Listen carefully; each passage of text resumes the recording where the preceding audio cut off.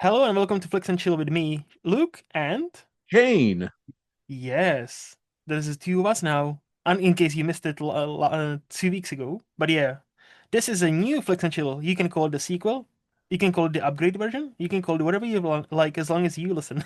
as long as you don't call it the squeakquel, we The don't want to talk squeakquel. about that. No, no, no, no. But it's such a oh yeah, what is it like a Cruise Control 2 Electric Boogaloo? That's also another like classic. When Jess and I got back together after being broken up for 3 years, my wife and I, she posted Jess and Shane to Electric Boogaloo. So, that Yeah. works. I'm okay with that. Uh, Okay, okay. I'm gonna consider that. I love it.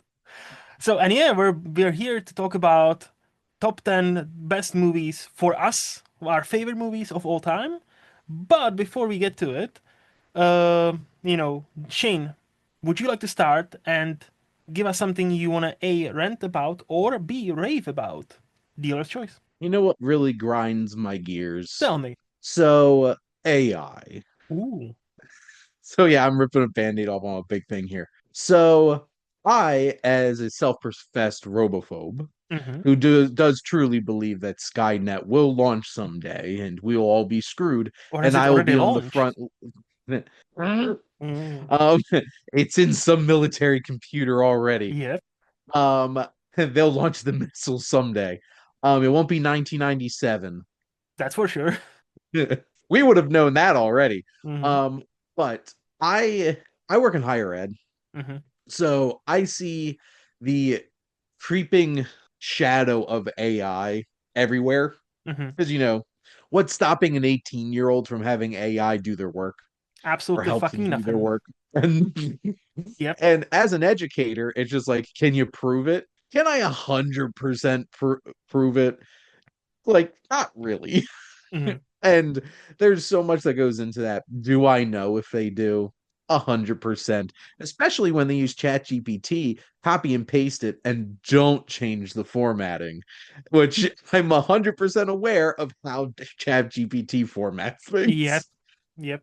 And so I'm revealing some insider information as an educator. So if college students are listening, don't copy and paste equations out of ChatGPT without deleting the duplicate that it makes right next to it, because that's 100% giveaway that use ChatGPT to make your thing. Hmm. Um, I know. I've seen it. It's AI is my biggest frustration is when people say AI is an inevitability. We just Hmm. have to deal with it. AI is only an inevitability because humanity decided it was going to be. Yep. So we have free will, don't we? Whether we believe in a higher power or not. Or do we? That higher power gives us free will, or we're just a bunch of very, very highly evolved animals out here just doing whatever the hell. Hmm. The idea is we have choice. And as a society, as a species, humanity has decided that, well, we're just going to let this happen. And I don't like it. Hmm. And, I'm just stating this here on this podcast in 2026 that I told you all. So when the machine overlords take over and Skynet launches and they don't need us anymore because they realize we're dumb Hmm. and we're going to be a threat to them Hmm. and their existence, I told you first. Yeah. But realistically, in a day-to-day thing, this is going to be something that's going to drastically change everybody's lives. A lot of people are going to lose their jobs. And I'm afraid in the United States, where, we have a presidency who doesn't give a crap about people, that all those people are going to lose jobs. And then it's going to be like, F y'all. Yep. And then where are we going to be? So either we have to decide that AI needs to be drastically regulated, and also for the fact that it's using all of our natural resources because those data centers keep upping my utilities. Now I'm getting old guy shaking fist at sky Yep. because my utility bills are going up. But like we either have to decide we're either going to regulate this a lot, Hmm. or you have to be prepared to give people money because they're not going to have jobs anymore. Because, Universal basic as he, income. Yes. yeah, as Elon Musk, who I don't like and don't like to say that I agree with him, But to be frank, if we're going in that direction, we're gonna have to give everybody universal income because nobody's gonna have jobs because all the robots are gonna do our jobs. Mm-hmm. So Yep. there you go. So that is my rant. Those are Mm. my thoughts. Am I a little paranoid? Yes. But Yes, but I think it's. justified. But I was gonna say, like there's nothing wrong with a bit of paranoia.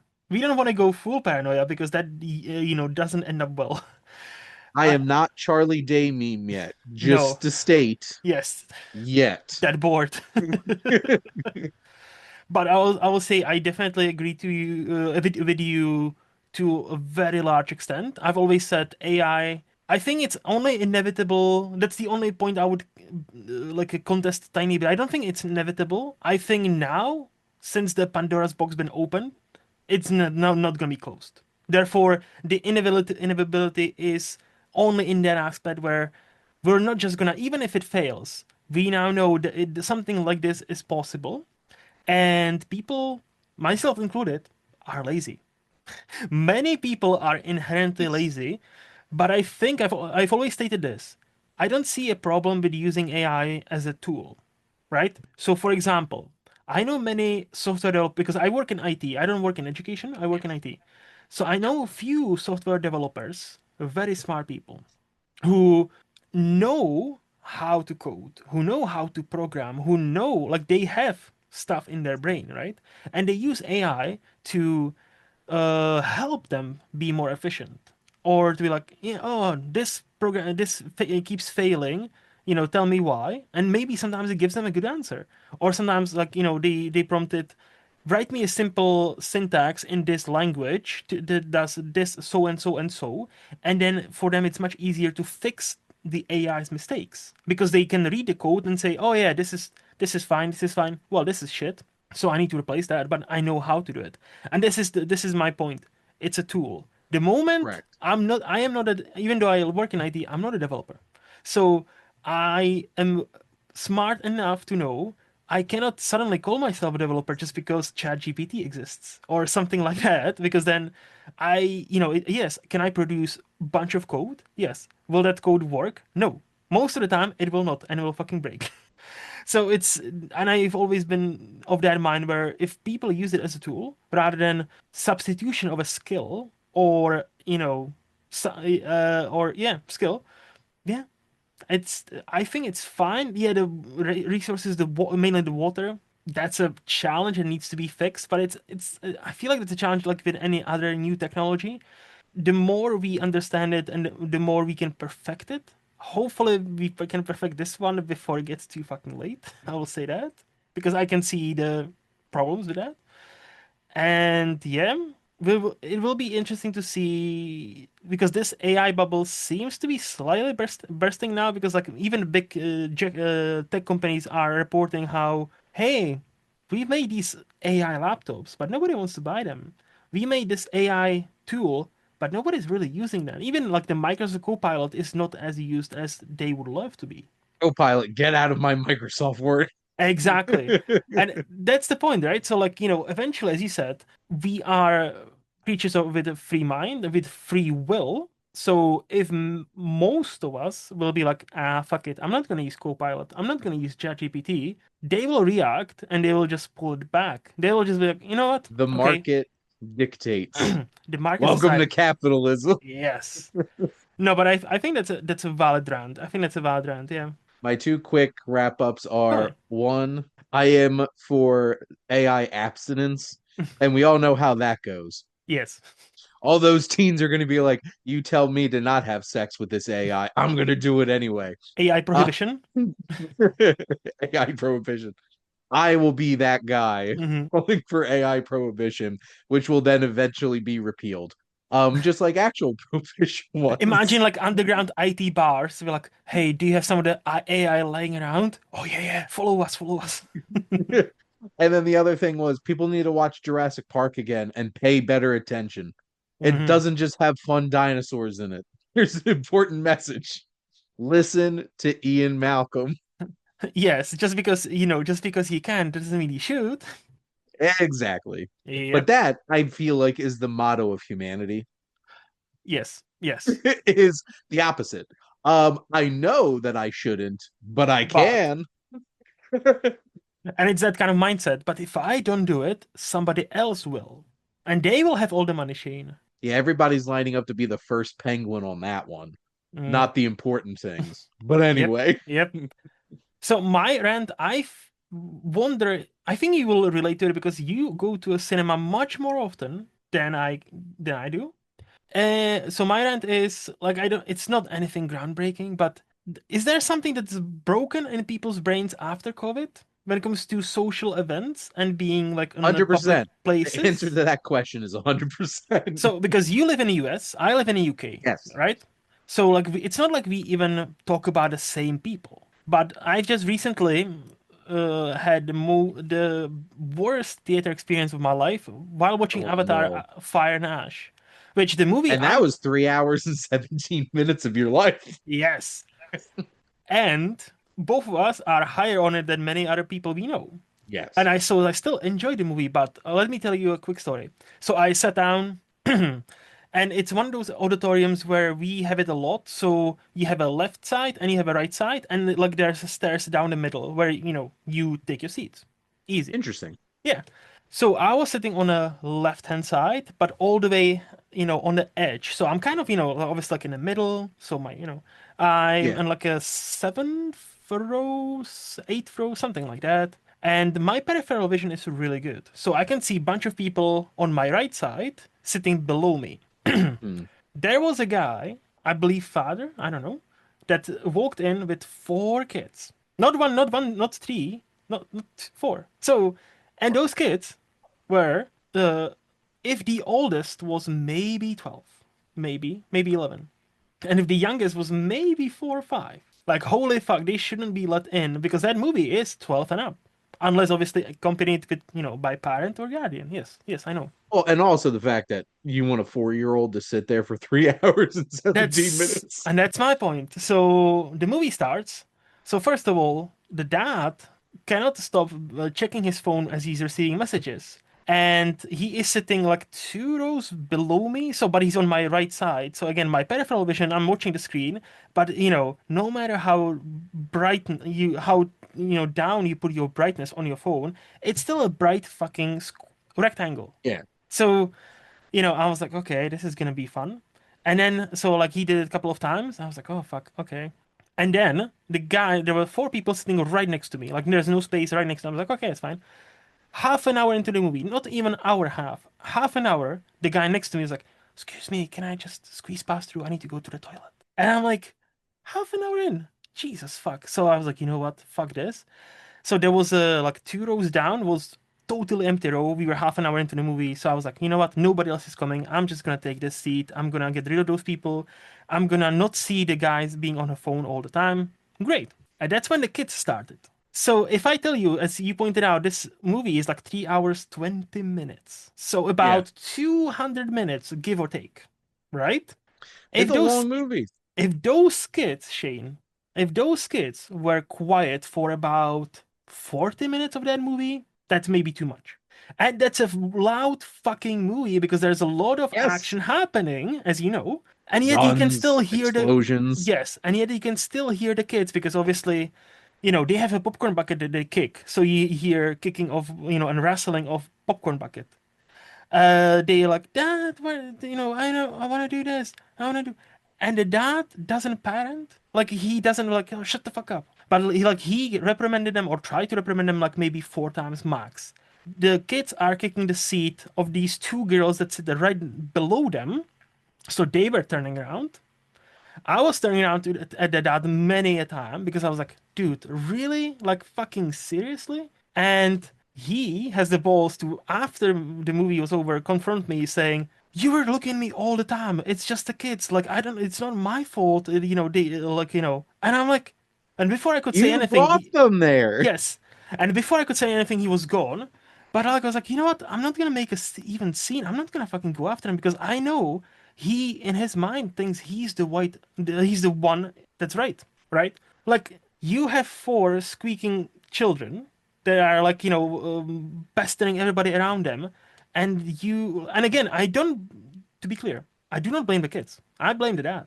Like, I do not Yeah, blame the kids because the they kids, are literal children. yes, they're actually, and of course, and that's why you don't bring them to a sci-fi action drama movie that's 3 hours and 20 fucking minutes. Just because dad wanted to see Avatar. Exactly, because it was the opening weekend, so I don't know if he was divorced and it was his weekend and he desperately wanted to see it, or it was before or the Christmas period before Christmas.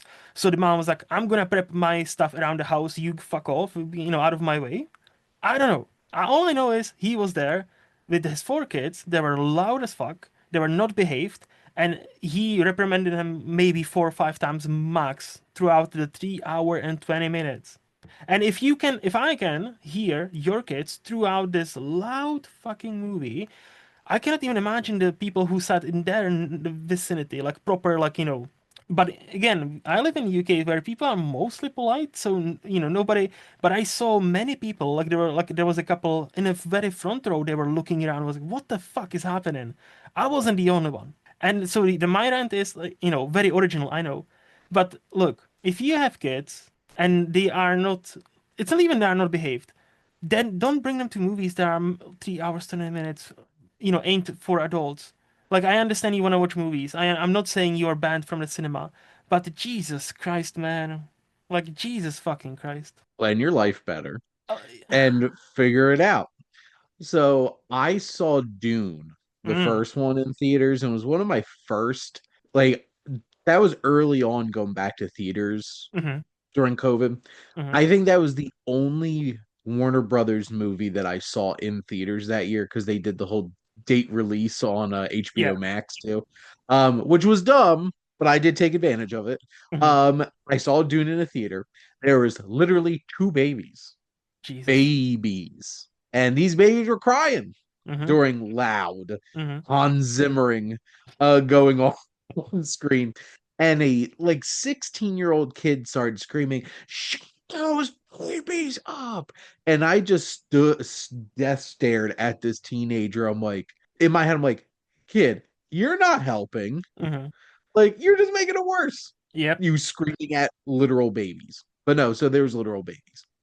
And I went to go see 28 Years Later at 10 p.m. on a Friday night with my Mm-hmm, brother because I was visiting him. We had to go after the kids were asleep. And when the big emotional elements happen with Ray Fiennes' character and Jodie Comer, they're like, "Where's the zombies?" These college age kids Jesus. screaming and they're laughing at the movie because they have no emotional depth, these infantile 18-year-olds. And I wanted to go up and Yep. slap them silly. They need to bring back ushers, Yes. and I will be one. And I will be the kind of usher that certain people will not like because I think it might not be the best idea for me to be an usher at a movie theater because I will be that usher. Yeah. Me. To be You fair, me will too. get thrown out. Yes. Like, I'm that person who, if I watch a movie in a cinema, I try desperately hard not even to go to pee, not to miss anything, right? Yeah. But this time during the Avatar, thing, I was seriously considering walking out and getting one of the ushers like, "Hey, there's a guy with four fucking kids. Everybody's disrupted. Can you please escort him out?" But I was like, you know what? Fuck it. This is not worth my time. So I was trying to, suffer in silence. But Jesus, man. And unfortunately, at this point, Mm-hmm. it's just common practice. And it's a shame Yep. because it really ruins the movie going experience for people who actually take it seriously. And yes, like there is a social contract that you enter into when you Yes. go to an experience like this. And especially post COVID, I feel like half audiences have no regard for that social contract at that point.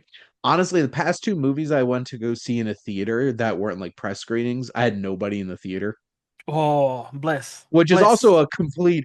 a complete other bad issue for the films because Mm-hmm. nobody's seeing them. Yes. But like theater to myself, nobody's bothering me. But that's what I miss about my. So I got promoted like 2, 3 years ago in my current work. But before that, I used to work shifts. So like I was working 4 days, 12 hours, 4 nights, 12 hours. But between those, I had 4 days off. Mhm. I miss those days where I have 4 days off. Well, like these could be anything from like Tuesday to Friday, right? Yeah. And I miss when I could go to like Tuesday 11 a.m. and there would be myself and maybe like two, three other random people and the silence, the peace, the quiet. And I'm like, oh, bliss. So much bliss. I saw Charlie the Wonder Dog on Wednesday at 4:40 in the afternoon after work and nobody was there. And then Oof. I saw that new movie Clicker Hmm. from Sony at 6:30 on Hmm. Thursday night, opening night, but nobody was seeing that on opening night. Hmm. So I was by myself. Nice. Those are not good signs for either of those movies because they both just came out. But I benefited.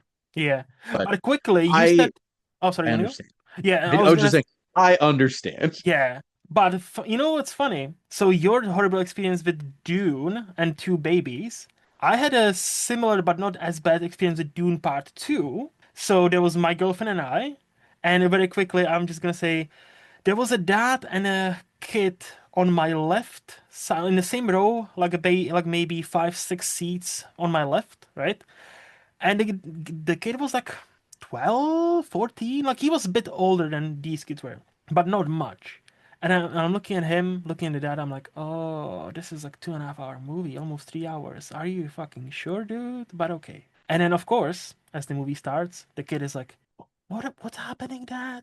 Or like, what just happened? And like, it basically, like, and then the dad is also on his phone. And the breaking point was when he received a phone call, and I'm like, Jesus fucking Christ, are you serious? But then I think this is the difference. Halfway through the movie, he understood that they are being nuisances. So he actually packed up and left as the call was coming in, and they never returned. I'm like, okay, okay, rude, but still, at least he had enough self-reflection to be like, you know what? Today is not the day. I would like to see Dune Part 2, but today is not the day. And I was like, okay. And then the woman right behind us had this awful, I call them like bin bag jackets, like that material that like rustles a lot when you move it. And she started to move like 10 minutes after he left. She started to move. And every time she moved, it sounded like you have like 10 million bin bags moving right behind your ears. I was like, are you fucking kidding me? So I had the weirdest experience, one battle after another, Mm, because I had seen it at a press screening. okay. So, but my friend Joe wanted to see it while we were in New York City for his birthday. Hmm. So I'm not going to argue with him what he wants to see a movie for his birthday. So I sat and watched that for the second time. Hmm. And three things. One, the guy behind us answered a phone call Fuck's sake. in the theater. We all three of us turned around. We're like, dude, like, and then two, one of the employees must have left their phone behind our screen Jesus. and it kept going off. Yeah. So somebody walked down Hmm. and went behind the screen and got it. And then the same guy who answered the phone fell asleep, which I've dozed off at a movie. I struggle especially with the reclining seats and then they're Hmm. big and comfy because like I could fall asleep anywhere. Hmm. Um Jess hates that because has insomnia and struggles to go to sleep. But this guy was snoring so loud and we had to wake him up. At one point I'm just like I'm glad I saw this movie already. Because if this is my first time watching this movie, I'm like, I would have been so mad. But my buddy Joe was super mad. I And believe like, it. and my buddy Joe will be the person who will like yell out at people in a theater Hmm. because he's from Staten Island originally, and New Yorkers. I'm like, no, relax. But like that, it just, and we probably have dozens more of these stories, but yes, people do better. Yes. Well, Do better with last quick one because I don't have a dozens, but I have few, and this last one, falling asleep. So during a Downton Abbey, a new era, very quiet Oh, drama. I was sitting all the way at the top because for some reason I was like, you know what, let's try it all the way at the top. And there was this guy, I think on like in some sort of special like wheelchair, and I don't know if it was him or the person taking care of him, but one of them fell asleep halfway through the movie. And I swear to God, they are so obviously because of the wheelchair, they sit all the way in the front, right? As close to the screen as yeah, possible. I yeah. sit all the way back, Yeah. and suddenly we can hear, but like swear to God, that echoed like as fuck. And then everybody was like, what the actual fuck? Because it was Downton Abbey, a new era, not effects heavy movie. Very Yeah. demure, very cutesy, very Very quiet, polite, very very quiet. proper British stuff. So, Oh. quick thing. So, I usually sit in the top corner of the theaters because Mm, I have bad knees, and most theaters around me have like a seat hmm. that like looks down at the stairs. So Yeah. there's no seat in front of it. Hmm. So I always pick that seat so I could stretch my legs out because I have long Nice. legs and I wore them today. Hmm. And my knees are bad. And so like I look down at the whole auditorium most of the times. I would like to think that sometimes somebody turns up and looks at me and then the Batman themes, the dun dun dun dun, dun and I'm just like watching the auditorium. But no, I usually see it all Yeah. because of that, including the mice. I will not name which of the four theaters in my general area that I have seen mice in, but they're there Oh shit. squeaking. Oh shit. But I think we've done quite a lot of ranting for today. Hopefully, at some other episodes, we will also have something to rave about, so we don't turn into like, back in my day, shaking fists to the sky, fists to the sky. I will rotate. Me too. Well, I'll try my best. I'll try my best too. We'll rotate. But I think with that, we can move to the pop culture news. So anything related in pop culture, and it feels quite fitting that Oscar nominations have just dropped. And we're Yes, both big Oscar heads. I don't know if that's a phrase, but let's go with that.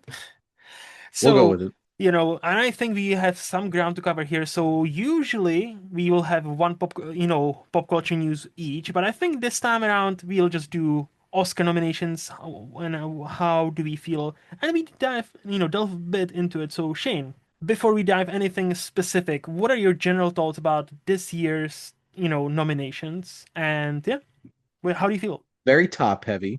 Hmm. Obviously a handful of films getting most nominations. Yep, I'm pretty sure multiple categories where it's basically like the same crop of movies for pretty every much. single one. Yeah. Yeah. And I am so happy for Sinners. Sinners deserves it. It's a generational film. Yes. And if you Yes. don't think so, then you're just being contrarian and I feel sorry for you. But like Sinners is a big deal. And Hmm. the fact that it got 16 nominations is great. Hmm. One battle after another. Like, I think it is a great film. It's in my top 10, 100%. People saying it's like the best film of the decade right out of the bat. That's a bold move, Cotton. That is. That's a bold one, but like it's a great film and deserved a lot of those nominations. There's some categories where I feel like there could have been some more inspired choices where there Hmm. was like that clumping Hmm. of movies, but it is what it is. And there's a few surprise like Delroy Lindo Yeah. made me really happy. He probably took Adam Sandler's spot, which makes me sad, but I'm very happy for Delroy Lindo because Same. I was gonna be so excited if they said Oscar for all of those stupid Netflix comedies to come. Academy Award nominee Adam Sandler and Hubie Halloween 2 would have been hilarious. Yes. Um, I was really happy for all the recognition for some of these films, especially like good for international films. I honestly thought that international films were going to get even more representation, but Same. I would like to defend F1 from all of this hate that Same. it's getting. But Like, before we get there, because that's quite yeah, specific. But no, I'm on the same page, sorry. by the way. I would also like to defend F1 a tiny bit. But yeah, like let me just get my general thoughts, and I Yes. think we can delve into specifics here. So I think generally like this nomination, I thought it was fine, like pretty good actually. I was happy with most of those picks. Mhm. I would like to highlight, so you already highlighted Delroy. Yes, perfect. I was happy for the nomination. I believe it was like the design or costumes for the Ugly Stepsister. That was, Was makeup, oh, wasn't was it it? makeup? Okay, makeup. Yeah. I knew it was Which one of those, which like awesome, yes. awesome, Yep. so deserved. I was so hyped when I saw the name Amy. Now I'm blanking on her last name. Vadigan? Wait, what's her from Weapons? Yes. Yes, Amy Madigan. yes. I was so happy when her name popped up with, for weapons. I was like, oh, is Academy finally starting to, award some horror movie performances? Yeah, Awesome. I'm pretty And sure there was 5 nominations for mhm, horror films. yes, Well, technically Sinners is acting wise, yes, um, specifically, yeah, yeah, yeah, but no, obviously Sinners got 16 nominations, so yeah, horror sure, did pretty damn well for itself. correct. But Oh, yeah, so overall, I thought this was great for like great year for like those nominations. Specifically now, I think let's start with what let's start with the positives. Let's okay. do some positives. So we've already highlighted Delroy, we already highlighted Amy. Is there anything, any movie or any specific performance or a director or a writer you would like to highlight and say, I wasn't really expecting that, but good for them? So I would like to highlight the voice of Hind Rajab, Hmm. which got nominated from Tunisia for International Feature Film, Yep. because I didn't think that was going to be one of the five, and I think it really deserves it. There's Hmm. even a supporting performance by one of the actresses in that blew me away. Hmm. Um, there's a negative in international feature that I'm sure we both can agree upon, but I'm glad that got a spot because Hmm. it is a very powerful film, Hmm. and I don't think a whole lot of people were talking about it. Hmm. Not gonna lie, I don't think I had a whole lot of like positive surprises. Um, I will say I really appreciate the love for Train Dreams because that is a beautiful film. Yes. Yes. Yes. I didn't think that was gonna get a Best Picture nomination, so Hmm. good for it. Yes. Okay. Anything else? Positive wise, no. Okay. All right. I was gonna no Train Dreams. That was definitely one of that because that movie we've privately talked about this.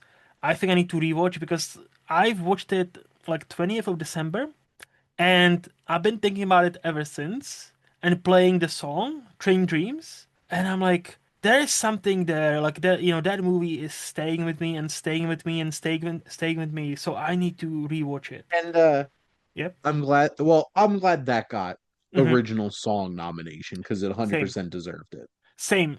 Oh, I was so hyped when that, when I believe Nick Cave is his, Yep. yeah, Nick beautiful Cave is a song pretty prolific musician, composer, and writer apparently. occasional occasional writer and actor Hmm. sometimes too thrown in there. But yeah, so Train Dreams was one, and now I can speak on this because just watched Sentimental Value. I don't understand people being surprised by Elle Fanning being I nominated. wasn't surprised by that. So like I wasn't like Be including that in like a yeah, surprise. because like I would like to highlight her because in a movie full of like they have four fucking acting nominations. Stellan, Renata, Elle, and the one I've never heard of besides this movie. The what's her name? Very Nordic name. I have Oscar's website up, so I don't want to butcher her name without reading it from Mhm. here. So scrolling. It's Inga Ibs Dotter Lilias. Beautiful. Is as Norwegian as you could Yes. probably get. No, So she like now I can see or I can say sorry, all four so deserved. Like, can you before I go to Elle, can you believe this is Stellan Skarsgård's first Oscar nomination? kind of can only because I feel like he's been a very prolific character actor that kind of just taken for granted. Yeah. So like I feel like this was his first time in a movie like this where like okay, Hmm. maybe they'll actually pay attention to him, Hmm. which he should have attention before this. I just think I'm not surprised. I think it took a film like Sentimental Value for like the Academy to pay attention. Yes. So I'm glad that that happened. Same. No, honestly, I was so happy. But yeah, so back to my point with Elle Fanning, I she has such an ungrateful role in that movie because she needs to be bad enough where we see. So basically, the movie is Stellan Skarsgård is this, director that might have had his peak 20, 30 years ago, and he wants to make maybe it's, one last movie with his daughter, Renat. Yeah. Renat. She turns him down because there's bad blood between them. And so he cast this Hollywood actress, Rachel, I think is her name in the movie, and she's awesome. But what Elle Fanning has to do is be awesome at being herself and be awesome at being kind of like slightly bad, where we every time she reads a scene and every time she acts a scene, it's slightly off. Like that big set piece at the table where she like starts to cry. I'm like, I think that's on purpose. I was like, this is kind of off. And I was like, I think that's on purpose. And then the more the movie went, I'm like, oh, definitely that's on purpose. And I was trying to think about the complexities of that and how, like, look, I'm not gonna pretend acting is the most difficult job there is. There's a bunch of others, but like, I give them all the props because like I couldn't do that. Like, I cannot do what Leo does or Timothy Chalamet or Elle Fanning do, right? I know that. And then on top of that, you need to be kind of bad, but also kind of good, where you don't overdo it, how bad you are. And so that performance, I'm like, holy fucking shit. Like Elle Fanning, and I've been Elle Fanning truther for a while. I've known, like, have you seen a movie? I think it's called Galveston. I don't think so. It's a very small drama with her in it, and this is one of the first roles where, like, Neon Demon was 2016. This was like 2017, 18. I caught it on movie once, and I thought, damn, Elle Fanning, holy shit! Like, she actually does something like in that movie that's unexpected, but it's very like indie movie. So, Because I like, know she was in Super 8, and that was yes, certainly one of the first. that was her I'm like big role. Yes. I'm trying to confirm real quick because there's one specific role Hmm. that really grabbed my attention, and it was 20th Century Women I that still she did in haven't seen that 2016. movie. So I just, me being me, if I'm not happy with a particular thing that I'm doing, I'll shake it up. Hmm. My fourth monthly article that I do, the fourth, because like I have uh articles that I release each week, Hmm. and I'm really happy with three of them, and I keep rotating the last one because I can't really find one that I'm truly happy with. And Yeah. I just reformatted to Hidden in the Wasteland, so these are like hidden gems. Hmm. And that was the first one that I wrote about Nice. because I have loved that movie for 10 years since I Hmm. saw that back in 2016. And her, Annette Bening, Greta Gerwig, Billy Crudup Hmm. are all fantastic in that. But Elle Fanning's like really fantastic. Yes. And it's to the point where it's just like obviously I remember Dakota Fanning Hmm. growing up and seeing Hmm. her in so many things. And like Elle Fanning has really kind of surpassed her sister in terms of like acting and like Fanning did Sentimental Value and Predator Badlands this year, and they're both great. Yeah, So like, look at her. exactly. So So like, I was um, so happy for her, but also like, let's not forget, even last year, where all the attention was at like, Monica Barbara and like Timothy Chalamet for a Complete Unknown. I thought like she was great in that movie too, like Elle Fanning, and I yep, thought like she's the beating heart of that movie. Without her, that movie doesn't work. And I thought she was not she's maybe like the snubbed, she's the only one in it not completely obsessed with music, and and not nominated. yeah, yeah. Because Timothy they got a nomination, Monica got a nomination, Edward and Norton did. Edward Norton got a nomination. She's the fourth one, the major star in that movie. It's like, oh yeah, she's kind of there. It's fine. I would have loved for Boyd Holbrook to get a fun Hmm. supporting actor nomination for being Yeah, drunk off his ass, Johnny Cash. yeah. But like, no, Elle Fanning is fantastic, and I wasn't surprised that she got Hmm. nominated. And people like, here's the thing: it's very challenging to narrow it down to five people. Hmm. And one thing I would like to say, because this seems to be some kind of mind think that people think that the Academy as a whole make decisions to include certain things or not. Yeah. That's not how this works. People Hmm. are like, oh, F1 was the Academy decided that was going to be the blockbuster pick this year. I'm like, the Academy as a hive mindset doesn't just like agree, well, we're going to put that one in there. No, it's like hundreds of people voting and thousands of people voting on these things. It's like, that's not Hmm. how this works. So, Because yeah, like, let's not forget for Best Picture, if you're in the Academy, you can everybody can vote for that. Because like, if correct. I'm not mistaken, It's like the branches vote for each other, so only like directors vote for best director. Only writers, Well, you the know. nominations Yeah, no, yeah, yeah, from yeah. yeah, So these nominations are based off of their branches. So yes. all the for the acting ones, is it just actresses vote for the I actress don't ones, or is think it it is. all I think it's all so the actors, I think. all the actors voted for these? So like these are your peers Hmm. acknowledging you. Yes. And five is Such a I've low number. watched I've watched 960 new releases in Humble brag. 2025, and that's a fraction Hmm. of how many movies come out each year. There's thousands of movies every year with tens of thousands, hundreds of thousands of performances.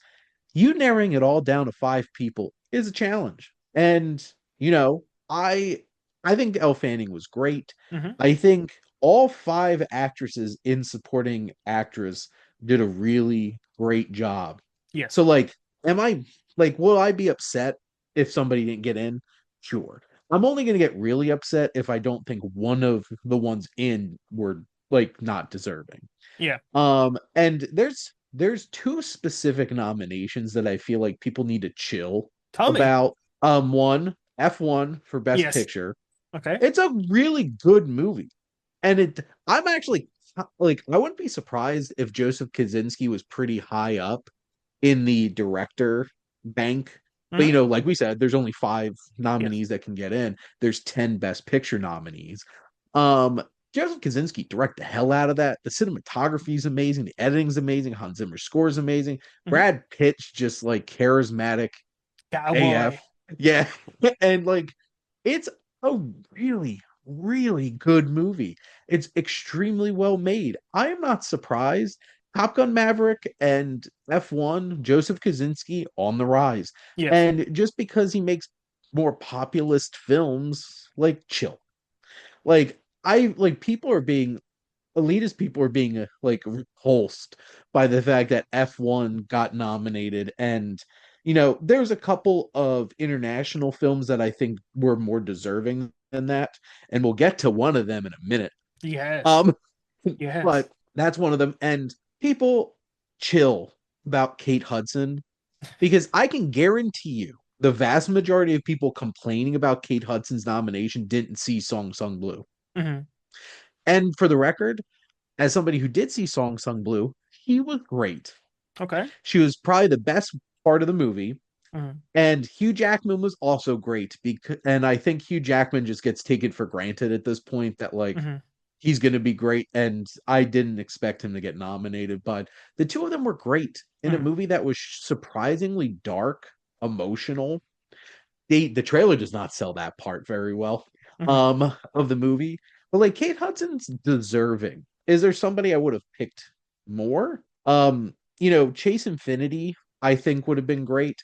But also that's the tricky thing too, because how much is Chase Infinity in one battle after another? So somebody did the math, and she actually is after Leo. She has the most screen time because somebody like they Yeah. actually was pedantic enough to do the math. So Leo gets the most screen time, like 36 minutes, and I think if I remember the number correctly, she's there for like 21 or 25, something like that. So like she is actually Of right a behind Leo. Yeah. 2.5 hour movie is very interesting as the lead actress, Yes.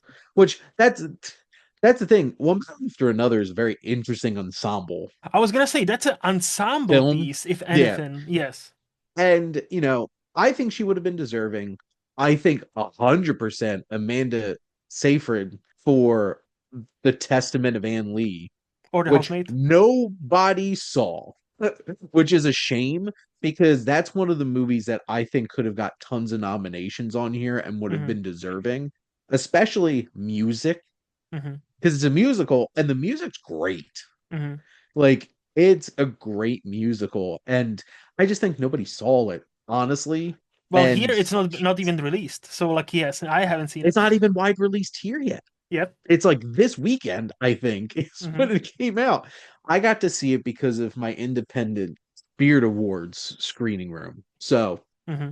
but leave Kate Hudson alone. She was great. And honestly, people love her. So I'm not Hmm. surprised that she got nominated. So So to address those 2 points, so F1, I'm right there with you. I also enjoyed F1. I don't It's not my like top 10 movie of last year, Yeah, but like uh, it's up there. It is up there. Like, and I like it was one hell of a cinema experience. It was, as you say, beautifully shot. It was on technical level. I wouldn't be surprised if they swept many of the technical prizes because like sound, cinematography, like even editing, like well, probably not yeah. editing, like but it's fucking awesome movie. And I understand, like, if you know a thing or two about F1, which I don't, but if I heard from people who do, it's not possible. That movie doesn't play by the F1 rules whatsoever. Well, like, what happens in a Yes, movie is Adam, not, very close friend of yes, the show, is yes. not a fan of that movie. It's not like if you know few things about F1, like actual racing F1, yeah, this movie is just so unrealistic. This movie is so Hollywood. It's But just hey, as about accurate as Braveheart. So, correct, we watch correct. movies to watch Yes. movies. So, But I'm right there with you. I've also enjoyed it, and honestly, look, as much as we like Oscars, as much as we like to hope it's based on some sort of merit, money talks. It's a movie with Brad fucking Pitt in it, behind yes, Apple movie with lot of money they a can lot of money. they They spent campaigned on the that shit out of campaign. that. Yes. So the people who are surprised to see it nominated for Best Picture, I'm like, that wasn't surprising to me at all, especially after Wicked for Good. Yeah, Tanked. yes. Like, Um, that and Avatar did not yes. live up to as many people's expectations. I was Because that's the surprised that first Avatar Avatar. wasn't there. Yeah. Yeah, that's Avatar, the first Avatar not nominated for Best Picture. Is James Cameron washed up? Oof. He's only made what? Only like 1.4 billion instead of 2 already. Like I he know. lost his spark, Failure. Shane, okay? And he lost his Failure. spark. I think he should go and die now because like honestly, like this is not the standard we set for this one person and one person only. So there's a couple of films that I would like to point out that got completely shafted and got no recognition. Before we go there, can I just address Yeah. your second point with Oh yes, Kate Oh yeah, Hudson. Kate Hudson, yeah. It was a surprise for me. I will say that. But I'm not gonna have any other feelings because I haven't seen the Song Sang Blue. It's still out here like for like one screening every day, like at like 1 p.m. I think. So I might actually go to see it, especially now. But it was surprising to me at least because I never seen her name on any other predictions. I've always seen like because I read some of the predictions, and I'm like, okay. So when her name was announced, I was like, oh damn, okay, cool. Yep. But no, like I'll Which believe you that she is deserving of that. I think the biggest surprise though is that it was Chase Infinity and Amanda Seyfried that got left out and not Yes. Renat Yeah. Rensiv. Because Mm. I saw a lot of people concerned that she was going to get left out Hmm. for Kate Hudson. Yeah. But it didn't shake out that way, which was Mm. very interesting. Um, let's pour one out for those disrespected who did not get any I was gonna recognition. say, let's rip the band-aid right off. Do we Well, mention one specific international feature, Shane? I'm going to leave that for last Okay. All because that right. I have very strong feelings about. Yes. One, Okay. Okay. Wicked does not deserve a lot like the best picture No. stuff, but uh, hell, did that not get nominated for production design or costuming or makeup and stuff like that? I'm shocked that it didn't get stuff like that. I will say what I wrote, and I think you read what I wrote in our Sitvote Slack, so I'll repeat it. I am not as shocked given the reception of the movie and given this is the curse of back-to-back movies. It's like how many actual, like it's like we awarded you last year when you were good, and now you are not as good, so we feel less bad about not awarding you. You got your flowers last year, so Yeah, oh but well, somehow Jurassic World got nominated for visual effects, which that category is a crapshoot. that is But very, yeah, no. I was shocked the Lost Bus got nominated for that. I was like, what? Hmm. But anyway, so Wicked, low end. I was not pushing for Wicked, but I'm surprised it didn't get those things. The things that I was actually upset about. Okay. Wake Up Dead Man getting nothing Yes, and being the first Knives Out film not nominated for screenplay, the first one original, the second one adapted because stupid shit that your sequel has to be adapted, which is ridiculous. But whatever, those are the Academy's rules. And not gonna lie, I think the adapted screenplay category was weaker this year, and Wake Up Dead Man 100% should have been in there. There's other 100. things. I Yeah. would have loved Josh O'Connor and Daniel Craig and Glenn Close getting some recognition, but like Hmm. Hmm. screenplay there. Yeah. I love Sorry Baby. That is one of my favorite films of the year, and I was pulling so hard for the get original screenplay, didn't get it. Hmm. So, and that makes me sad. The Testament of Anne Lee Hmm. should have been like high single digit nominations based off of the quality of the film and the type of film that it is. It's Hmm. a period piece, it's a musical, and it has a killer lead performance. I just think people didn't see it. So, and that makes me sad. Yep. So Stuff on that before we rip the band-aid I was off on gonna the say biggest thing that we're both upset about. yes, yes, yes. So Wake Up Dead Man, absolutely. Like the screenplay not being up for the first time in a Knives Out, especially this screenplay where I Especially thought, this one. yeah, I genuinely like this might be my favorite. I know this probably is not like the popular opinion, but this might be my favorite It's Knives Out my movie. favorite. Okay, okay. I think we are in a minority still. I think many people would still prefer the original, which fair. Yeah. Original is great. But no, like this, at least screenplay, and I genuinely thought like a Glenn Close might snatch a nomination as well. Maybe not Josh O'Connor, like even though like he was brilliant. I'm not saying Would have anything loved bad. him or Daniel Yes, Craig, but yes, Glenn Close was probably the most realistic. yes, yes. I also thought that too. So I was, talk about beautiful movie cinematography of that movie. Like the some of the shots and some of the like like especially like how they play with light and 100%. like if that like like screenplay and cinematography, at least those two I thought probably, but not okay. There's uh also some fun editing in it. yep. And editing's the hardest. I Hmm. think the editing's the hardest one Yep. to predict. Unless you're like a really slick action movie, you're nominated for editing, like Hmm. F1, something like that. But like editing's really tough, but there's some really interesting editing in Wake Up Dead Man too. That's for sure, yeah. Again, testament of and I haven't seen it. Most people have. Yes, and I think I'd that's like to what point out that ultimately Robert saw it and gave it a 5 out of 5. that's And saying that's some something. high praise That is saying from something, our yes. friend Robert. Yes. um what was that I think I'm missing something you Sorry, mentioned. baby. Oh yeah, and Sorry Baby is on my movie queue because that's actually available for me to stream. And I know you Interesting. were vocal about it, and I know Chris from Sift Pop, and not the Dutch one. There we have two Yes. Chris's. The other one is vocal and was vocal about that. So I need to watch it because I am ready for that. I cannot wait to see that. But now, Shane, please do the honors and rip the band-aid off. A film that I've watched literally 3 times already since November. No Other Choice. What the shit? Yes. What the Like actual at this fuck? point, at this point, like I think people in the academy just don't like Ken Whoop for like I understand like I know there's something that they're pissed off at him about, but this goes before that because Yes. none of his movies have ever been acknowledged, and The Handmaiden is legit, legit, and old boy. Like, what are we Decision even to doing here? leave. Decision to that was shocking, and Especially in that year where like like you can argue, you can kind of make an argument that this year's like lineup is quite stacked. Maybe fair. oh, and it should have been one of those ones because it was like that was one of the biggest ones. Yes. I There was an outside chance that 5 of the best picture nominees could have been international films because Mm-hmm. honestly, international cinema killed it this Mm-hmm. year. Mm-hmm. Mm-hmm.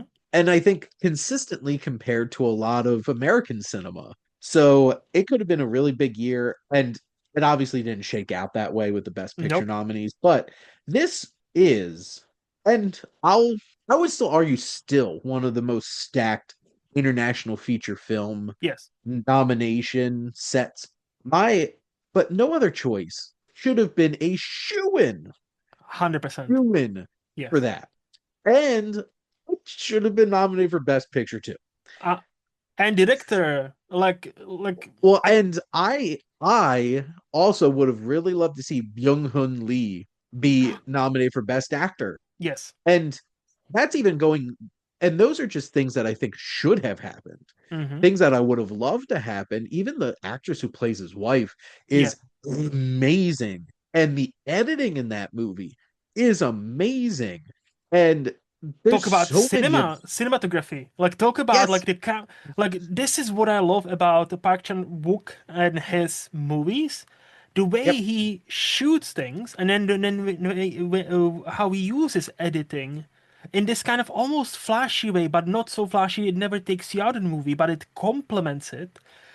Like no other choice. I just watched this the previous Monday in the cinema because I caught an early screening. So thank fuck for that. Because I was yeah. getting ready for the Oscars. I was like, this is a shoe in, right? So like I need to watch it, and I was like, fuck yeah! Like there are like 4 or 5 transitions I have never seen like done. And I'm like, holy shit, this guy is on another level. If he was American, if this guy was Johnny Bravo, if his name wasn't Park Chan-wook, but he was good old Johnny Bravo from Texas or California or New York, he would have already had like 3 Oscars to his name and countless other nominations because Decision to Leave, Handmaiden, Old Boy, like Well, there's like, I legitimately have a question. tell me. I know the Academy has gotten a lot more international. Hmm. I have a sinking feeling it's very European It seems like it. because I think that Eastern Asian cinema is wholly underrepresented a lot of the time in that kind of stuff. And like Indian cinema is basically just nothing Well, we to got the Parasite that Academy. one time, Shane. So, like, that's enough for us, Well, right? and literally outside of Bong Joon-ho, Yes. like I'm so I'm really I could have brought this up earlier. Kokuo, Hmm. the Japanese film that was up for international feature, getting what was it, costuming or makeup? I'm trying to remember which category. That film was amazing. This year was stacked. Hmm. Like the Sound of Falling from Germany, even flying under the radar. I'll admit I am not as high on Surat Hmm. as a lot of people are. I'm not surprised that it got nominated, but honestly, I wish that got Yeah. I could agree with its sound Hmm. nomination because that the sound in that was pretty incredible. Hmm. But no other choice should have been in there. And I'm it frustrates me that Eastern cinema is not getting represented in the same way, especially like East Asian cinema. It's just like there's so many great films that come out of Japan and Korea and Hmm. China and Hong Kong. Um, Even the Taiwanese film from this year was beautiful. This was a really stacked year for international film. Hmm. What the hell? Yes. Like, I guess I'm never going to predict one of his films to get anything Like the moment at this point. that's the thing, right? Because like we talked about it a couple of months ago when we were recording Cinematic Wasteland with our buddy Adam, and Yeah. I was shocked to find that Park Chan-wook has the same amount of Oscar nomination as me. How is this guy? How is this fucking master of this craft? Is on the same level as me when it comes to Academy nominations. I should have 100%. He should have at least like 5 to 7, maybe double digits by now. And no other choice. Like as you mentioned, actor, 100%. Best international, yes. Best picture, yes. I would put it best picture too. The actress, 100%. I thought that was going to be one of the couple that actually like I thought that yes. was up there with The Secret Agent and Sentimental Value Hmm. as the ones that were really going to slip in there for Best Yes. Picture, but certainly not. And like I would also the score, the soundtrack to the movie, beautiful. Yes. And again, cinematography. If not editing, cinematography, like Yep. it's a beautifully shot movie. It's amazing. And There's that one there's scene, that confrontation between him and his wife after that dance thing, oh yeah. where and there's a cut to like the edit to her and her coming like up to the camera and the look she gives Hmm. is so great. And the barb she throws back at him and he starts like smashing his head into the wall. Like that whole entire edit, like how it was shot, how it was edited, I'm like, this is on a whole other level, and it's shot like a Chaplin and a Buster Keaton film because it's homaging comedy from that era, and it's just like, what the hell? That's going to be my biggest Hmm. uh, bothersome thing about this Oscar year is that particular film getting like DO Yep. DOA for the nominations. Like But talk about it like shots. Like not favorite, but like the one that struck me was when he finishes towards the end of a movie. He finishes one specific job and he opens the door and they close his door and he suddenly is, and his wife suddenly sits, and then it took me like a second or two to realize, oh, he's back home. And it was just the transition shot where he used the door as like input and output, like not just showing us his journey, not showing us anything else. He just opens the door, closes, and the door he closes, he's back at home, and suddenly you see his wife kind of in a shadow. And I'm like, holy shit, that was so fucking cool. Like, yeah, and that's the kind of stuff. Like, those are the tiny things. I genuinely don't understand what Park Chan-wook needs to do in his movies to get any kind of Academy love. Does he need to he has also? to show up with money Does he need to to like skin a bear? Does every he need to single.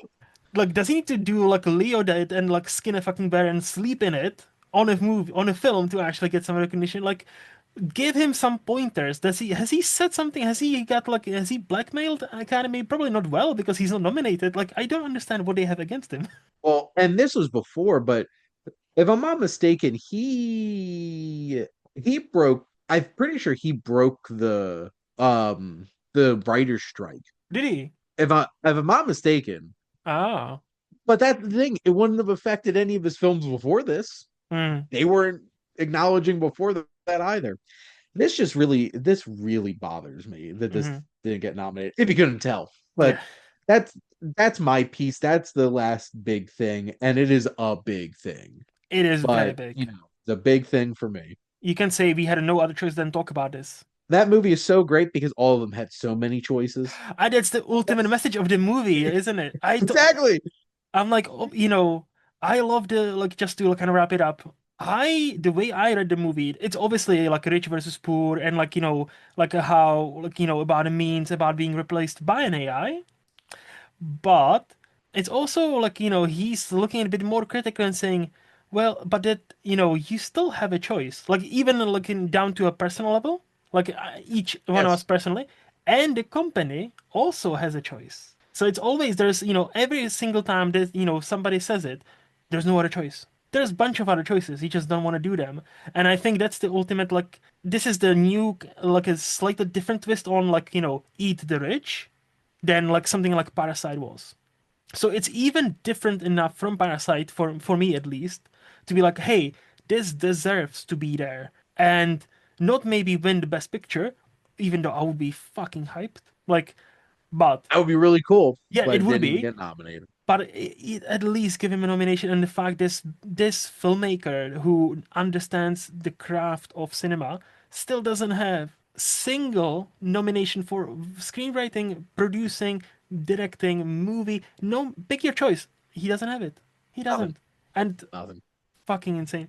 So, is there any overall on Oscars? Is there anything else you want to add, Shane? Overall happy. Mhm. Like there it makes me sad the ones that got left out. But overall, I just wish that it was Sinner's year. I Um too. I don't it's think that's gonna it's happen. no, it's gonna be the one battle after another. I'm gonna be sitting there just like I love everything everywhere all at once, Hmm. but I love Banshees of Inisherin, Oh, which got nothing because it yep. came out in the worst possible year. I feel like that's gonna Banshees and Sinners are gonna wind up being in a similar situation where they come up short on so many things because there was just Mm, that one other movie. yep. This is a '07. There's two films here that are like they're the two, except there's a couple others like Hamnet and Marty Supreme that are Yeah. pretty up there Sneaking too. potentially. Like, yeah. Yeah. But Hmm. like Sinners is gonna get done dirty at the Oscars and it's gonna make me sad. But at least it got all these nominations and acknowledged, and that's more than all those people that were calling it a bust and a bomb after one weekend. In Yeah. all of the tabloids in March when this movie came out. Yes. You were all wrong and you all suck. Yes. So there you go. I will say pretty much the same thing. I'm hoping like I think it's not a secret both you and I have Sinners as the number one movie of last year. So I think we both will be rooting for Sinners quite heavily. I'm hoping for if I okay, let's end it like this. If you were to make prediction out of the 16 nominations, the record 16, how many do you think I'm not even asking specific categories. I'm not gonna put you on a spot. But how many actual Oscars do you predict Sinners will take it home? Because I think Unfortunately, two. really, holy shit. You think that bad? Well, because original song, Yeah. Hmm. which could lose to K-pop Demon Hunters, which See, that wasn't even a category I was thinking of. I was like, probably not. score, Score? it's definitely going to win for score. Yeah, I think yes. Ludwig Göransson is like Yes. definitely going to get it. Hmm. Outside of those, I don't know. I don't I know. hope. Okay, here's my hope. I would say, because if you look at these heavily nominated movies, besides Titanic, that won like 11 out of 14, they all end up 5, 6. So I'm hoping 5 or 6, like score. I would, on a spot, I would say maybe production design. I would say maybe costumes. I know, look, look, look. Like I know, because Shane is shaking his head. I Besides the music ones, I don't think it's going to win any technicals. There's too many other Mm, specifics mm. that will get technical awards over it. I wouldn't be surprised about the best casting because it's a brand new category. We haven't even touched on that, by the way. Best Wait, casting, but outside of the Secret Agent, which I was shocked mhm, that got nominated, the rest of them feels like it's just best ensemble, which a lot of the yeah. best picture nominees are ensembles. It's still going to lose to one battle after another, unfortunately, which makes me sad. I would love for Sinners to win that because I think it would deserve it more. So okay, so your official prediction is 2. Yes, Okay, you know what? I'll go. I'll play it high, and I'll probably be wrong, and you'll probably be right. But I'll say 5, 6, and I hope I'm wrong, and it'll be more. I would love for it to like substance like if which I will be doing with I have to reach out to Heath to see if he still wants to do it for my YouTube channel. I always do what I would pick out of the nominees Hmm. video. This would break the record Yeah, if I had my way. I have to really think count about them it. up, Yeah, but I think Sinners like I would give it to Michael B. Jordan. I would give it to Ryan Coogler. I would same, give it Best Picture. same. I would Oh, Wunmi Mosaku is Yes. incredible. Like I I have to really think about some of the supporting categories because the supporting categories are like murderers row Hmm. of like nominations.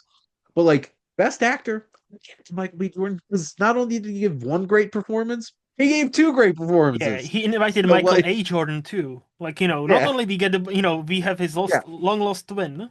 We got Michael A and B Jordan. Yes, yes. Um Ryan Coogler, like there's so many of them that I would love to give to Sinners. I'll have to actually crunch the numbers. Hmm. I don't think we'll see if like I would actually have it breaking the record Hmm. because that 11 is It is. tough to break. And I wouldn't be surprised if one battle after another gets close Hmm. because I think that's going to clean sweep a lot of stuff We'll see. at this Oscars. We will And see. it has 13 nominations. So like That's a I don't nothing. know if I don't know if it'll get Return of the King, Titanic, and Ben Hur Hmm. level. Hmm. It'll get close though. Yep, It'll yep, be interesting. yep. Any other thoughts about Oscars? Nope, but I'm going to be talking about two of those movies shortly. Nice. Ooh. Hint, hint. Okay, so let's get into our big topic. Also, the Titanic. Um, Yes. Let's get into our big topic for today, which is yep. we each will list top 10 favorite movies of all time for us specifically, and then give you a few random ones that didn't, necessarily are on, like 11 to 15 or whatever, but maybe you might be surprised to know, hey, I also love this movie and I would, and it's probably in my top like 50 or whatever. So, Shane, why don't you kick it off? And what is your number 10 movie for you? My number 10 is Unforgiven from Nice. Clint Eastwood. You will see very quickly that I love Westerns. And there's a few more traditional and neo and weird westerns on this list. But this film is the greatest revisionist western around. Hmm. This film, for bet of actually kind of killed the genre at the beginning of the 90s. Because, like, to be frank, the Western genre was already on the decline at this point. But this is such a fascinating deconstruction of the myth of Hmm. the Old West. And that's why this film is leaps and bounds. Like, this is S tier Western because of the themes and ideas that it brings to the table. This is one of Clint Eastwood's greatest performances. And honestly, I would could have like this was the Malcolm X year and Scent of a Woman. Hoo-ha!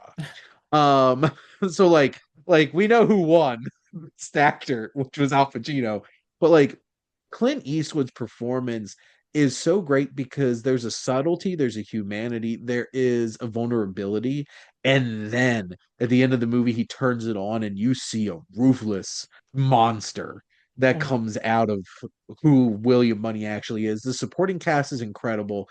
I love Morgan Freeman, Gene Hackman, who did win Best Supporting Actor for this film, and even like Richard Harris Hmm. as English Bob, the Duck of Death.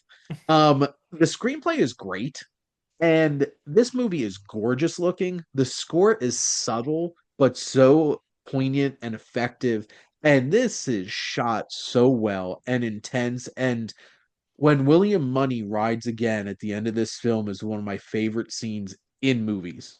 It Hmm. is so incredible. And I appreciate that it deconstructs the myth of what the West was actually like. Guns sucked Oh back yeah. then and misfired all the time. And people didn't like fan weapons and like killed 20 people. If you Hmm. tried to fan your weapon, you probably broke it. Like that's what I appreciated about this film. And yes, it probably did kill westerns.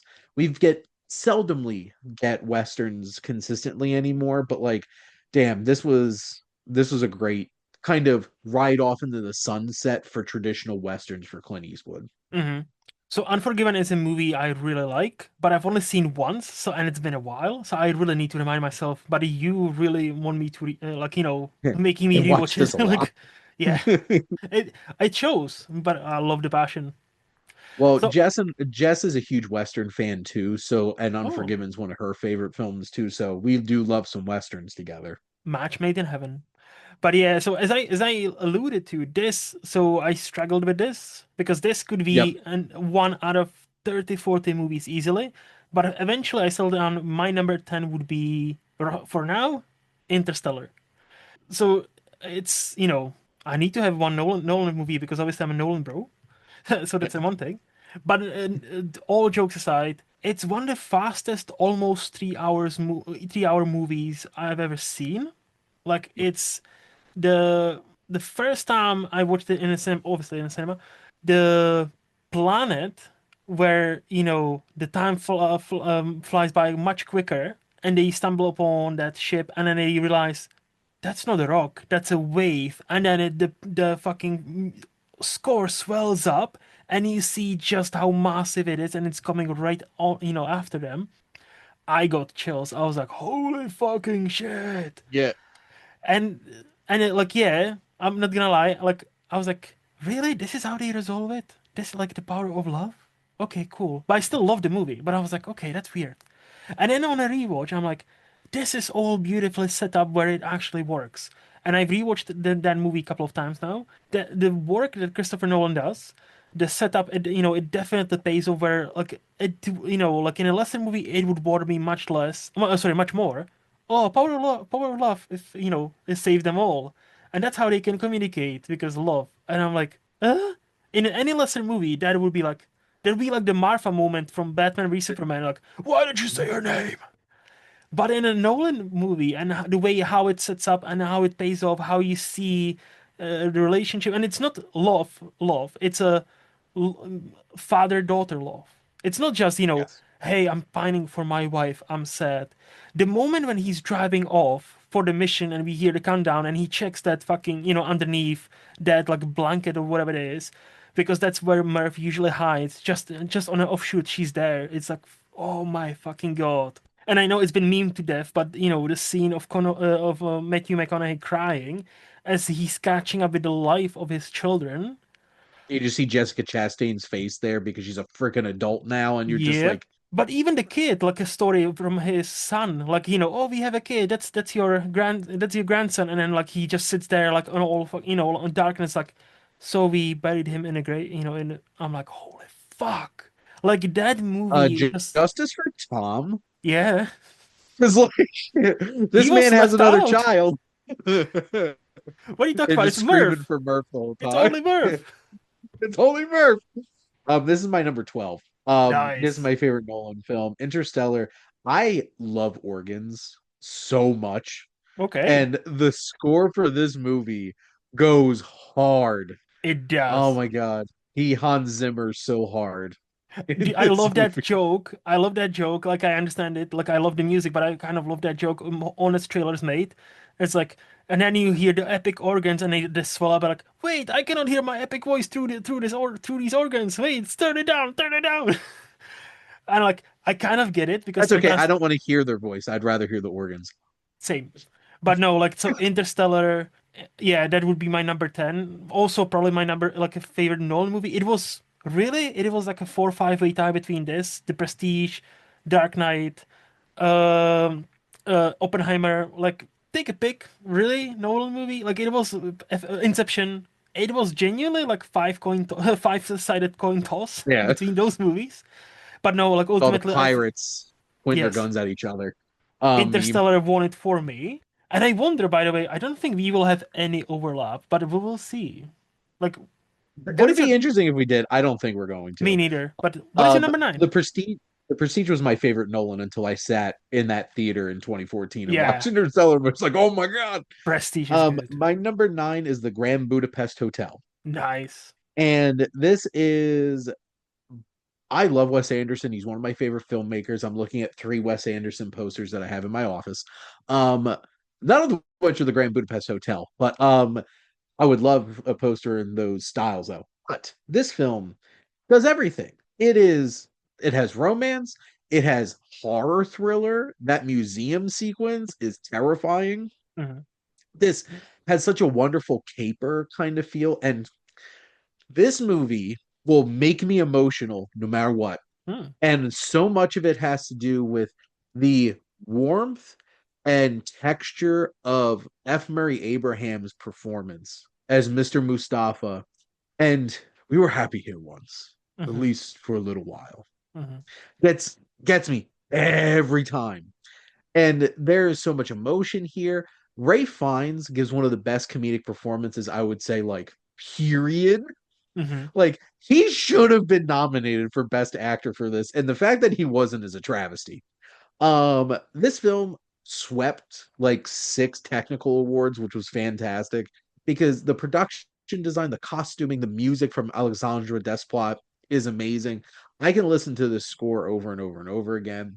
I love the mystery of it all and just anything that Ray finds. What Gustav H says in this movie, and whatever they put on you, I want some. And the whole Adrian Brody is such a prick in this movie, and he's so good at it. And maybe drawing on real life a little bit because I have a sinking feeling he's kind of an asshole He a little is. bit. Um, Allegedly. the whole ensemble is Hmm. fantastic, and I love Sarah Sharonan. And how the hell is this movie a framed narrative within a framed narrative within a framed narrative within a framed narrative? Was Narrativeception. that necessarily? Was that necessary? No. Was it charming as hell? Yes. Hmm. And it's even like Jude. I could listen to Jude Law and F. Murray Abraham go Hmm. back and forth together, telling swapping stories for hours. They were that charming. This Hmm. movie is charming as hell. I think this is like distilled down the perfection of what Wes Anderson can be as a filmmaker. And I appreciate what he's been doing since, which are much bolder and more idiosyncratic. But like, I think this is like the perfect balance of his sensibilities and like commercial appeal. Hmm. And it's just a wonderful ride. No, like signed, sealed, delivered, everything you just said. Like, if I were to think about it for a moment, the Grand Budapest Hotel probably is my favorite of Wes Anderson's too, but I haven't actually rewatched many of his movies, if any. So it's definitely due for a rewatch, but I remember absolutely loving it. And as you mentioned, 6 Oscars. This was his most awarded or decorated movie. Like I Yeah, think even to this day, still is. yeah, So by far. yeah, yeah. But no, that's a great choice. That's a great choice. My number nine. So this was a toss-up between this one and the third one of this franchise, which Mm, now is known as Indiana Jones and the Raiders of the Lost Ark. But back then, it was just just Raiders of the Lost Raiders. Ark. Yeah, I actually grew up watching this movie. Maybe at times it was a bit too scary for me, sure, but just the sense of adventure, the clear one adventure that's not trying to do anything but that, not trying to set up a universe, not trying to give us 10,000 random characters on a side. No, it's just a good old fashioned fun, being like basically kind of like not parodying, but also paying homage to those like adventure movies from like 40s and 50s. And obviously yeah, Spielberg grew up not only watching those movies, but reading like these kind of like almost comic books and yeah. adventurous stuff.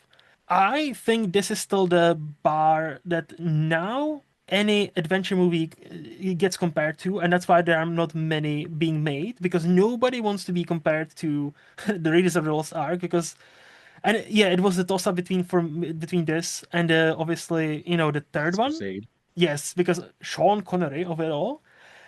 But like ultimately, I think just the boulder scene at the beginning, the Marion set up and like establish in Marion and like who Indy is as a person and the fact that in the age of he was John McClane before John McClane, like in the age He of was the 80s. vulnerable, Yes, very human action hero. in the age of like 1980s where we have likes Because of Arnold. Sylvester Stallone, Arnold Yeah. Schwarzenegger, like even Vin Diesel towards the not Vin.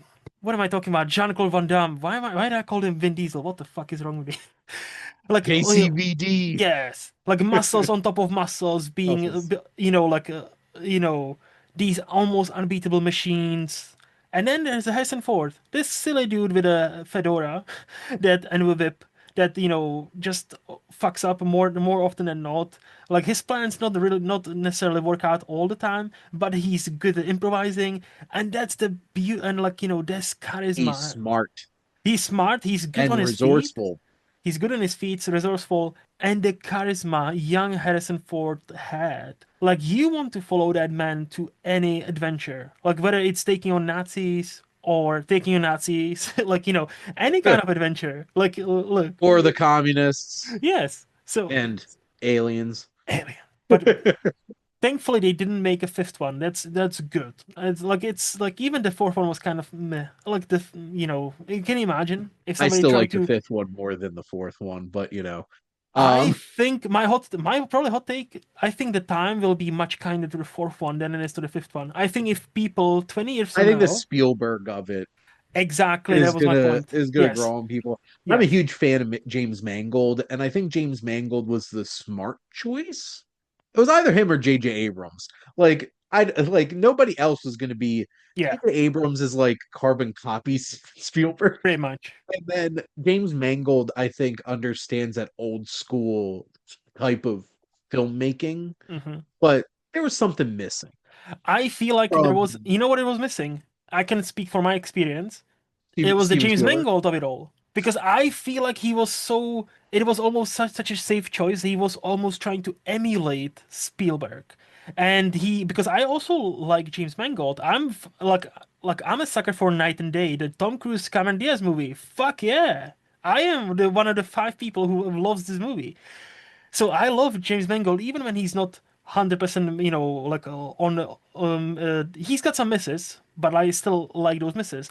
And this movie, like the not the one I'm talking about, but the latest one, that was that. Like I was like, this is just trying to play all the hits, but without being Spielberg, and it all because of that it felt fake. All the when then that classic music came up.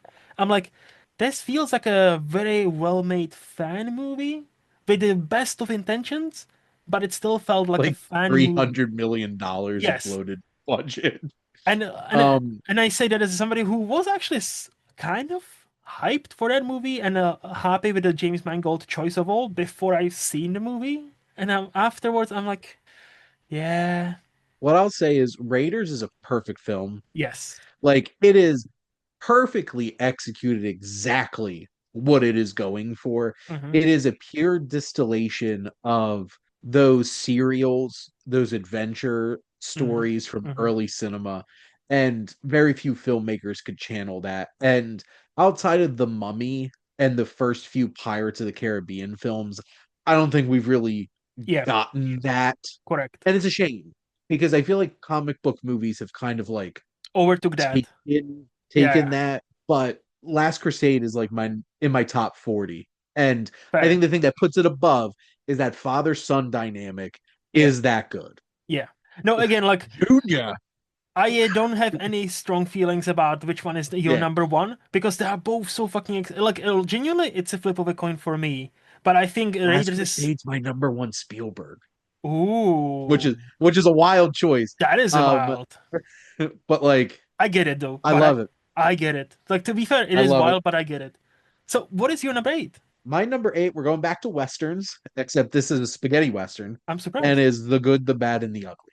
Yes. Which I don't think this film gets enough credit for the depth that it has in terms of the undercurrent of the Civil War, American Civil War that it's going through. And also, there's some really good character work, especially with Tuco and his brother. Hmm. That brought a lot of emotional elements to it. But then on top of that, Hmm. like, iconic is iconic in terms of Westerns. Ennio Morricone's score Oh. for like all of these Sergio Leone films.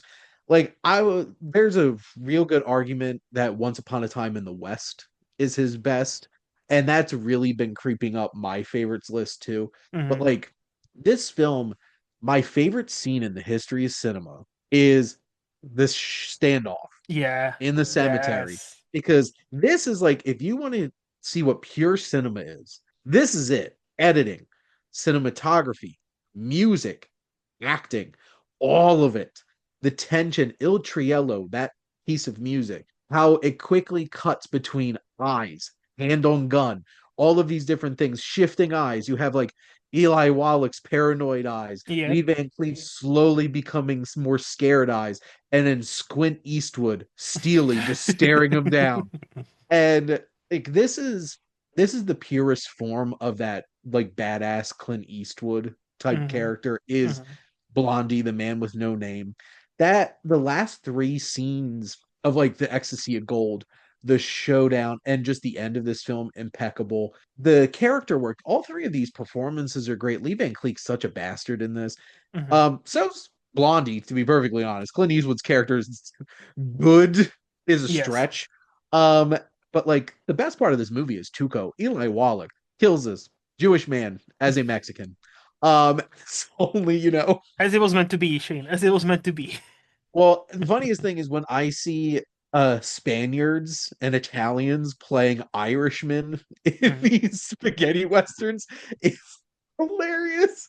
Like, to be fair, it was wild back in the 60s making It movies. was. But no, Sergio Leone only made like six films, Hmm. and this is peak spaghetti western, and I love spaghetti westerns, kind of taking the western genre and really shaking it up in that way. And this is as epic as you're gonna get. This and Once Upon a Time in the West. So yeah, I was gonna. That was the only thing I was gonna add. For me, yet again, it's a flip coin between this and the Once Upon a Time in the West. I could make the same arguments what you made for that movie, and same yeah, director. I wouldn't bet Just Sergio Leone is one of my favorites. Like, and it's such a shame he did not direct more. And that, Hollywood killed his passion, and then yes, he also died pretty early because yeah. overweight Italian man. But no, like everything you just said. Like, it's one of my favorites too. Like again, like talk about a movie that could easily crack my top 10. Especially if I were to rewatch it, like if I rewatched it anytime recent, like it probably would because I love that movie. I love Once Upon a Time in the West. I love Ennio Morricone. I love everything about that movie. Like they don't get as much better than those two spaghetti westerns. Really don't. Yep, Yeah. for sure. So my number eight is I don't know if you can handle it because it's a few good men. You cannot handle the truth. You And can't handle the truth. yes, Jack Nicholson, tell me. And You know, the movie is good when you watch it when you were like, when I was about 13, 14. You're not exactly sure why Jack Nicholson, admitted everything at the last scene of the movie, but you're still fucking pumped that he did. Arrogance, Yes, that my mom, after that, explained to my 14-year-old ass. Like, hubris. and yes, this is to this day, I think, the best courtroom drama. This is a young Tom Cruise at like, where he still has charismas full buckets full of charisma like he can give out to other people without having the Scientology yet tainting that. Like you know, we were not as worried, but we don't talk about it. He You didn't jump have on a couch yet. no, not yet. We have young Demi Moore. That's I think she's always been overlooked in this movie, but she needs to go toe to toe with him, with Nicholson, with Kevin Bacon, and she does brilliantly. Kevin Kevin Bacon is Bacon's great. yeah, he's like this such a like smarmy bit of an asshole, but like he plays it so well. You He plays kind of that really well. yes, you kind Like, of like him every time you see him on the screen. You kind of and then of course Jack motherfucking Nicholson. yeah. You need him on that wall, son. Okay? Like, apparently they did 5 takes of this speech, of his speech, for the camera coverage and all. And based on all the accounts I've read, he did not tone it down once. Even when the camera was not on Jack Nicholson as he was giving his speech, he did not tone it down once. And look, Jack Nicholson also a bit problematic at his time, with fighty and all that. Sure, but he's one of the best actors we've ever had, and this movie showcases that. And yeah, and unfortunately now we need to also mention good late Rob Reiner movie because fuck me, that was unexpected. What happened to him, and it's a shame. And yeah, that came out of I nowhere. think time will solidify that Rob Reiner was actually one of the great filmmakers and storytellers. Hmm. Because he's not flashy No, yeah, as a filmmaker, but like Spinal Tap to the American President with only like one or two little things in there, like that yes, peak is as peak as you can get for a yeah, filmmaker. And this 100%. was at the tail end of that peak, and Yeah. this is still peak. And also you got the Sorkin of it all. There is also, yeah, the dialogue is as sharp without being kind of up its own ass, where, like, I know some later Sorkin movies have that kind of problem where you can tell this is a Sorkin movie. Because he didn't direct this too. Oh, Yes. there was nobody to like distill it. Yeah, rein it in. Yeah. Yeah, because like the dialogue is so great, the pitter patter of it Hmm. all, Hmm. and then Rob Reiner just really understood how to tell a story. And even like you have Kiefer Sutherland, Kevin Pollak, J.T. Walsh, Christopher Guest, like so many great actors that Yes. fill in this cast. But no, like that, like Jack Nicholson's not in this often, but like there's power in what That's he brings to it. And that's it's why he not was an over the nominated. top performance either. No, no. But It he just he still had does the get nomination for angry. that. Yes. Yeah. Like, Like he's not hamming it up. He's an intense presence in this. And there is that hubris that gives him this like quiet confidence that he's like untouchable. And yet this is that transitional period where Tom Cruise was really shifting into like a big Hollywood leading yeah, man. yes. And this And is like with Jack Nicholson, this is the ultimate example of it. It's not about a screen time. It's about like how much impact he can have on a movie because he is, his Jessup, Colonel Jessup. He's yeah, this ever since you meet him, he is this overarching like almost cloud above this entire movie. yeah. So as you pointed out correctly, he's not in a movie much, but you fucking remember him. It's like because you need him in that picture. Yes, you need him there. Yes. You want him in that picture. You need him in that picture. And we both do. We both do. Yes. What is your number seven, Shane? You're gonna sense a pattern here. Well, at least this is a neo-Western, so this isn't like um and this is from my favorite filmmakers, which there will be one other one from them. It's the Coen brothers, and this is No Country for Old Men. Of course. This movie is pure cinematic expression. Absolute There's cinema. barely any score Hmm. in this movie, which is crazy because Carter Burwell did make score. It's Hmm. mostly in the credits, and Carter Burwell is such a big piece to Coen Brothers films, The fact that this is so scoreless and you hear so much in the silence of this Texas setting, and this really sets the tone. The opening narration is ripped right out of Cormac McCarthy's book because Hmm. each chapter started with Sheriff Tom Bell telling a little story, and Tommy Lee Jones's voice is so perfect. He got voted for best. He got nominated for best actor for the in the Valley of Elah this same year. Hmm. He deserved it for this too, because him as Sheriff Tom Bell is such a fascinating character. He's so funny. He but also like there's a vulnerability there because he's an aging man out of his depth who no longer understands the world around him. Hmm. And this is 1980.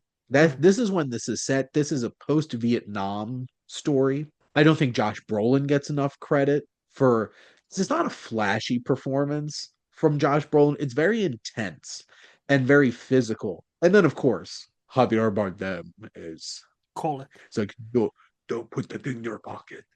Um, the hair, my Hmm. God, the Hmm. hair. But him as Anton Chigurh is terrifying. The supporting cast: Woody Harrelson, Stephen Root, Kelly MacDonald, Beth Grant, and all of the perfect minor characters. The guy who runs the whole coin flip is like, it's like, when do you close? Around now. As he's like looking up and just everything. And Roger Deakins' cinematography is impeccable in this. The Hmm. visual storytelling, there's so many little moments where even where they cut away from Sugar and Kelly MacDonald and they show him leaving the house checking his boots. That's all you need to know. Hmm. You know what happened. Hmm. And like all those little details, this film and instantly was a masterpiece. And the fact that this and There Will Be Blood, which is also one of my very close honorable mentions, both came out in the same year as Wild, both shot in Texas and affected each other's filming, Yep. which is wild. But this film is thrilling. It subverts so many expectations. And I remember watching this for the first time in college and just being dumbfounded by how they ended this movie. Hmm. But this is so amazing. Those last couple of scenes and just the philosophical expression that the Cohen's channel from Cormac McCarthy's very nihilistic Hmm. perspective on things is just so powerful. This is peak how you make a movie. Yeah. So talk about a movie I need to respectfully rewatch because I've only watched it once when I was about like the same time that it came out, which would mean I would be 15, This is 16. 2007. Yes.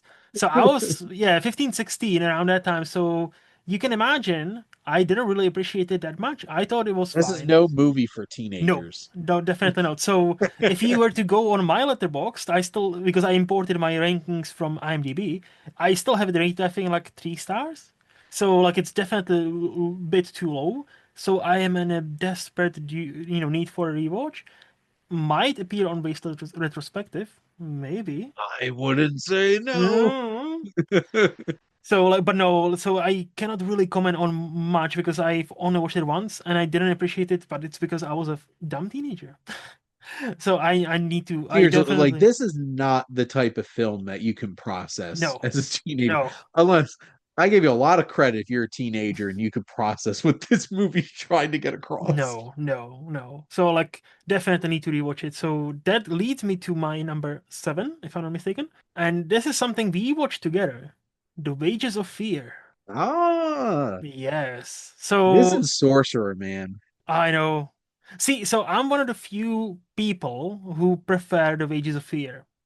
But I wouldn't blame anybody if they prefer Sorcerer because it's definitely I think Sorcerer's flashier. it's more like I think it's more audience friendly. I think it's more like it doesn't ask much of you in a way where like the first hour, for example, of The Wages of Fear, you can say, and I can hear many people say, well, nothing happens there. Like you can this could all be Character cut. work.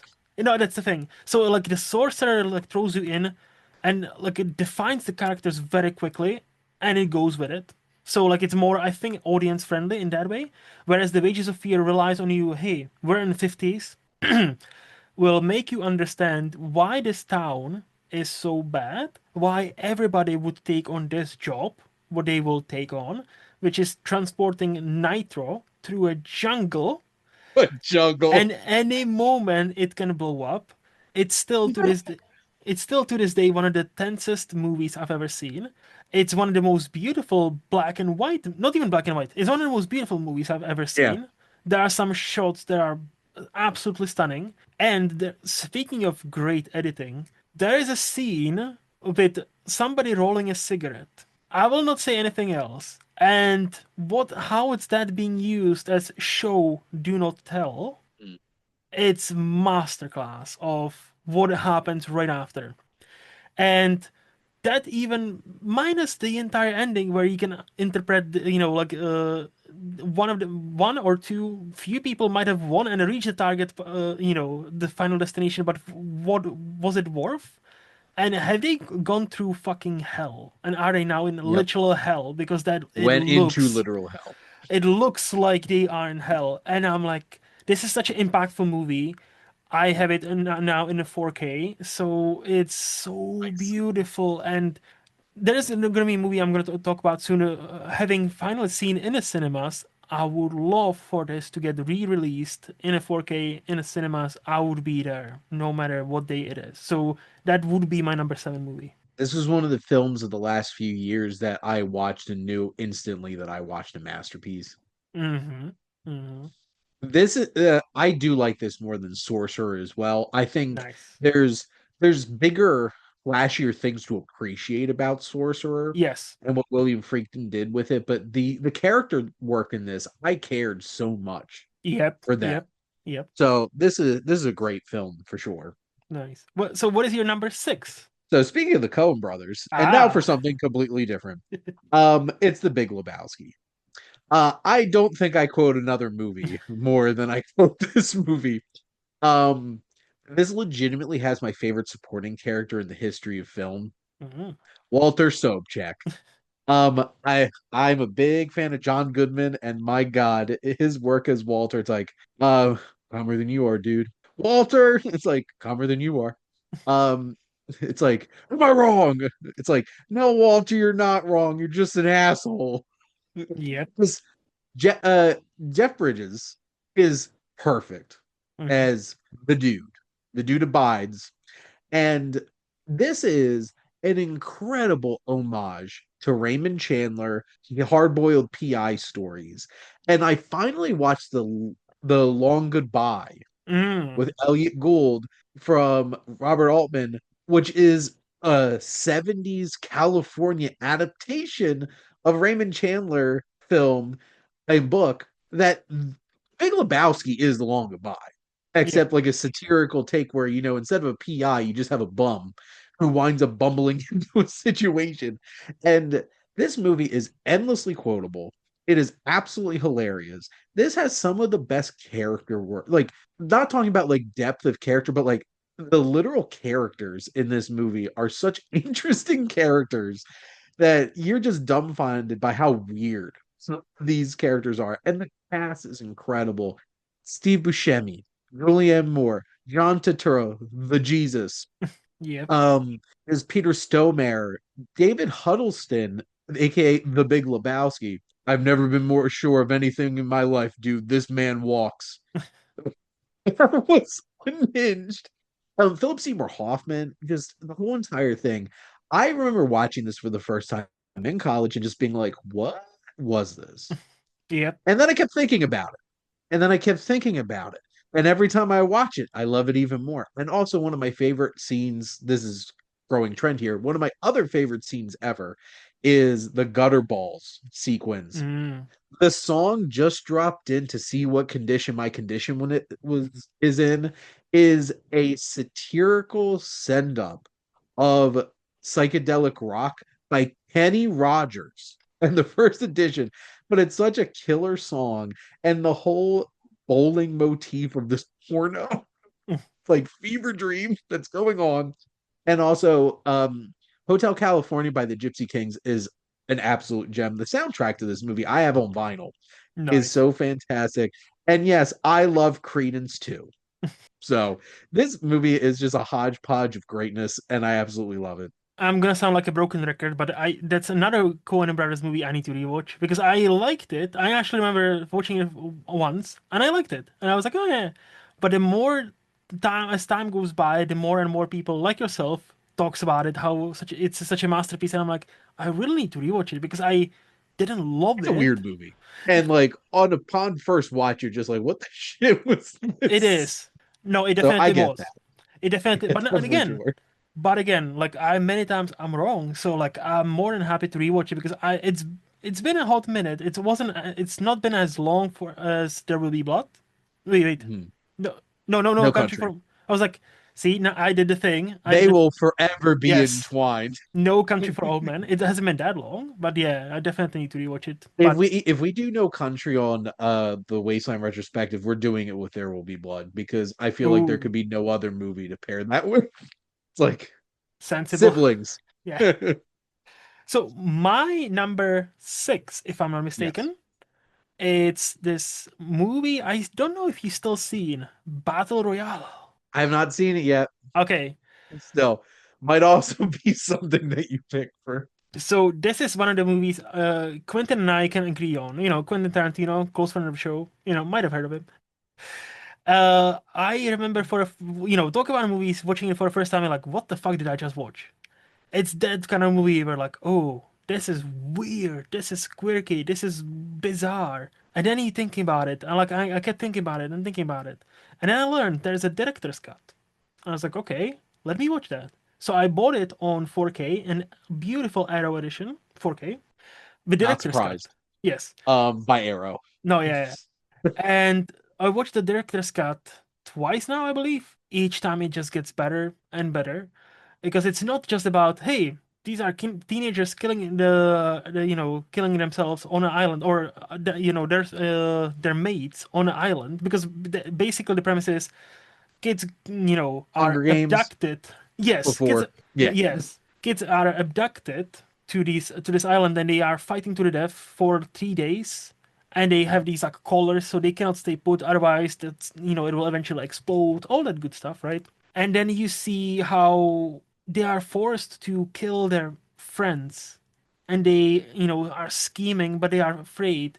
But then there's this interesting theme about generational gap and how it's widening. It, there's a scene that I feel like it's paying homage to Eight and a Half. I want to say the end of Eight and a Half, which is very touching. And again, if you eventually will watch it, please watch the director's cut because there is a character that Appreciate. gets her backstory cut off, and it doesn't make any sense because she is very quick to kill people, and you're like, what's up with this girl? And then in a normal Drama. version, yeah, in a normal version, there is no backstory for her. In a director's cut, there's a pretty dark backstory for her. And I'm like, how was this left on a fucking cutting room floor? Because it was dark. It was Drama. very dark, but it kind of explains why is she a bit fucked up. No, but this is genuinely like it's unnerving. It's great. It's one of a kind movie. It's weird to say I love because it is just teenagers killing each other, but it's just there's something about it, and I cannot wait for you to watch it and tell me how much you like it or not. That's definitely one of the ones that I've been recommended so many times. Mm, It'll be very satisfying to finally like check that off my list. I don't handpick things off my watch list to mhm, watch. I just randomly select stuff, which is why and like I've thought about maybe I should like if I'm just picking something for my own enjoyment, could just, hand pick it. But I have a system for everything. Um so my number 5 is a cheat, ooh, and there'll be one other cheat later, but we'll get okay. to that. It's Shrek and Shrek 2. Because Ah, to be perfectly honest, like sometimes I just can't pick which one. Over the years, though, I think it's pretty much solidified Shrek 2 mhm, because Shrek 2 literally does everything Shrek 1 does and then some. yes, So, Shrek 2. This is my favorite animated film of all time, nice. which would probably surprise people because there's so much Disney and Pixar and everything else up there to go through. But I don't think there's another film, the first and the second one, that has captured how to entertain both children and adults as equally as these movies. Mhm, Because watching Shrek, the first one, in theaters as a 10-year-old, loved every second of it. And it only gets better when you're an adult. mhm. It's like all the references and Shrek 2. How do you build off the first one? Well, it deals with actual real stuff that you deal in relationships, having to meet your in-laws and like those awkward moments and those expectations. I'm like, this movie's dealing with like real stuff, which is really impressive. And then you introduce one of the best supporting characters to be introduced in a sequel ever, which is Puss in Boots, played by Antonio Banderas. Yes. Puss and And Boots. boots. And oh my god, I love Antonio Banderas, and the fact that he was Zorro and they're just like, we're gonna turn him into a cat Hmm. was genius. And Yes. he's such a realistic cat. Little Hmm. cat face, the hairballs, the alien reference when he bursts through Shrek's shirt. Also, the pop culture references in this are amazing. I will argue one of the funniest sequences in the history of film is the Knights parody Oh of yeah. Cops. Oh yeah. The fact that they make a police brutality joke, a drug joke with catnip, And Eddie and then Murphy narrating it, like, you know. and when it starts with "We are chasing a white Bronco," and I'm like, they just made an OJ joke in this movie for kids. And then on top of it, the pepper grinder shakers for pepper spray. Yes. Lose it every time. The voice cast is incredible. The new characters too, like Jennifer Saunders. Mm. My God, this woman. Hmm. And her rendition of Holding Out for a Hero is a certified banger. And Mongo, the giant gingerbread man, is a genius climactic piece in this movie. Be good. Yes. Uh, Pop culture references, the Starbucks joke, all the like behind, like in the background, Hmm. pop culture references. This is incredible. I love this movie to pieces. Also, Rupert Everett as Prince Charming is just so douchey and perfect, and just the whole voice cast. And they got my love, Julie Andrews, to Hmm. be the queen of Far, Far Away, and John Cleese is fantastic too. And the fact that they got Eddie Murphy and Antonio Banderas to duet "Livin' La Vida Loca" by Ricky Martin at the end of this movie is so 2004. It's amazing. So yes, Shrek 2 Shrek is 2. perfection. It is great. Speaking of like, you know, your favorite sequence being knights, mine would have to be the Jennifer Saunders holding out for a hero because I remember being like watching it for the first time on a like DVD and then rewind in that DVD just for that moment, just to watch that scene because the way it's Over and edited, the way over and it's yeah, it's just like, you know, it's that sequence alone is just so like pumps you up and you know, and it's and like we see Shrek battling everybody and their mom to get through Fiona and stop her from marrying, you know, Prince Charming.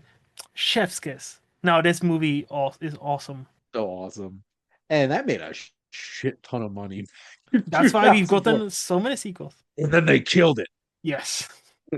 I have never been more disappointed by a movie than Shrek the Third. And which, like, in a vacuum, It, it's not bad, but it's not it's as not terrible. yeah, but it's not It's as just good. so disappointing. It Andrew Adamson leaving Hmm. directing took Hmm. all the magic out of it. And also, I'd like to also acknowledge the amazing score for Shrek, Yeah. which is sounds like such a perfect fairy tale triumphant score too. But anyway, Hmm. I'm done. What is your number five? No, it's awesome. I don't think my number five will surprise you because we've talked about this movie also, which is Moulin Rouge. This Oh that's man. perfect to me. Like talk about masterclass of editing, blending pop culture hits, you know, and making them like within like a certain time period, like 100 years before they happen. Asynchronic, I think. That's it's the word I'm looking for. Synchronistic. Performances. Yeah, thank you. Yep. And beautiful jukebox musical. Exactly, which it is, but it wears it on its sleeve. It doesn't want to be anything else because it's not focused on that part as much. It's focused on the ultimate love story between Nicole Kidman and Ewan McGregor. You can argue both at their peak of hotness because Jesus Christ, those are very, very good-looking Those are people. two hot individuals. Yes, especially at the like 2001 era, like holy fuck. And Yeah. and for this movie to work, they both need to be 100% in it. They both need to be 100%, even in the silly moments. And the first half of this movie is very silly, but that's what makes it Very great because, playful. yes, very playful, very silly. Not like, there is a moon that has a face and sings them, like serenades them during their big song and dance number. Georges Millier. Exactly. And it's just, it makes so much sense. And to me, this is the ultimate musical because I all will die on this hill. I love musicals. And I think many people don't. And the reason for that is put it someplace and do something with the music, not just, oh, we're gonna break in a song and dance for no reason. Utilize the screen, utilize every single detail, because if you make your movie a musical, that gives you a license to be playful, that gives you a license to do something a normal movie cannot do, because we cannot suspend our disbelief. And this movie understands that we've already suspended disbelief enough, because they sing Nirvana, they sing Queen, they have Roxanne, which is like, the original song I didn't know until after this movie, and I was like, well, this is kind of okay I grew music. up listening to the Police, and when I hear the And I unapologetically will say that's a much better I know. addition. Like I grow to appreciate the original Police version, but that Argentinian about courtesan and a man who falls in love with her. That scene alone, by the way, talk about a masterclass of editing, of camera, of music, because Scene that is scene great. is I shot will. to hell, it's edited to Yep. hell, but you never are dizzy, or you might get, but you never are confused where we are. It handles like three different storylines and it handles them beautifully, and it's like 7 minutes long. Chef's Kiss. This has been always on like a top of my movies ever since I seen this movie, and I love it, love it, love it, Baz Luhrmann never Baz Luhrmann so hard. and I love him Um, for that. Yes, yeah, and more respect and praise and acknowledgement needs to go to Richard Roxburgh because for a time dude. that man was such a great character actor in things, and him singing like a virgin in this is funniest things.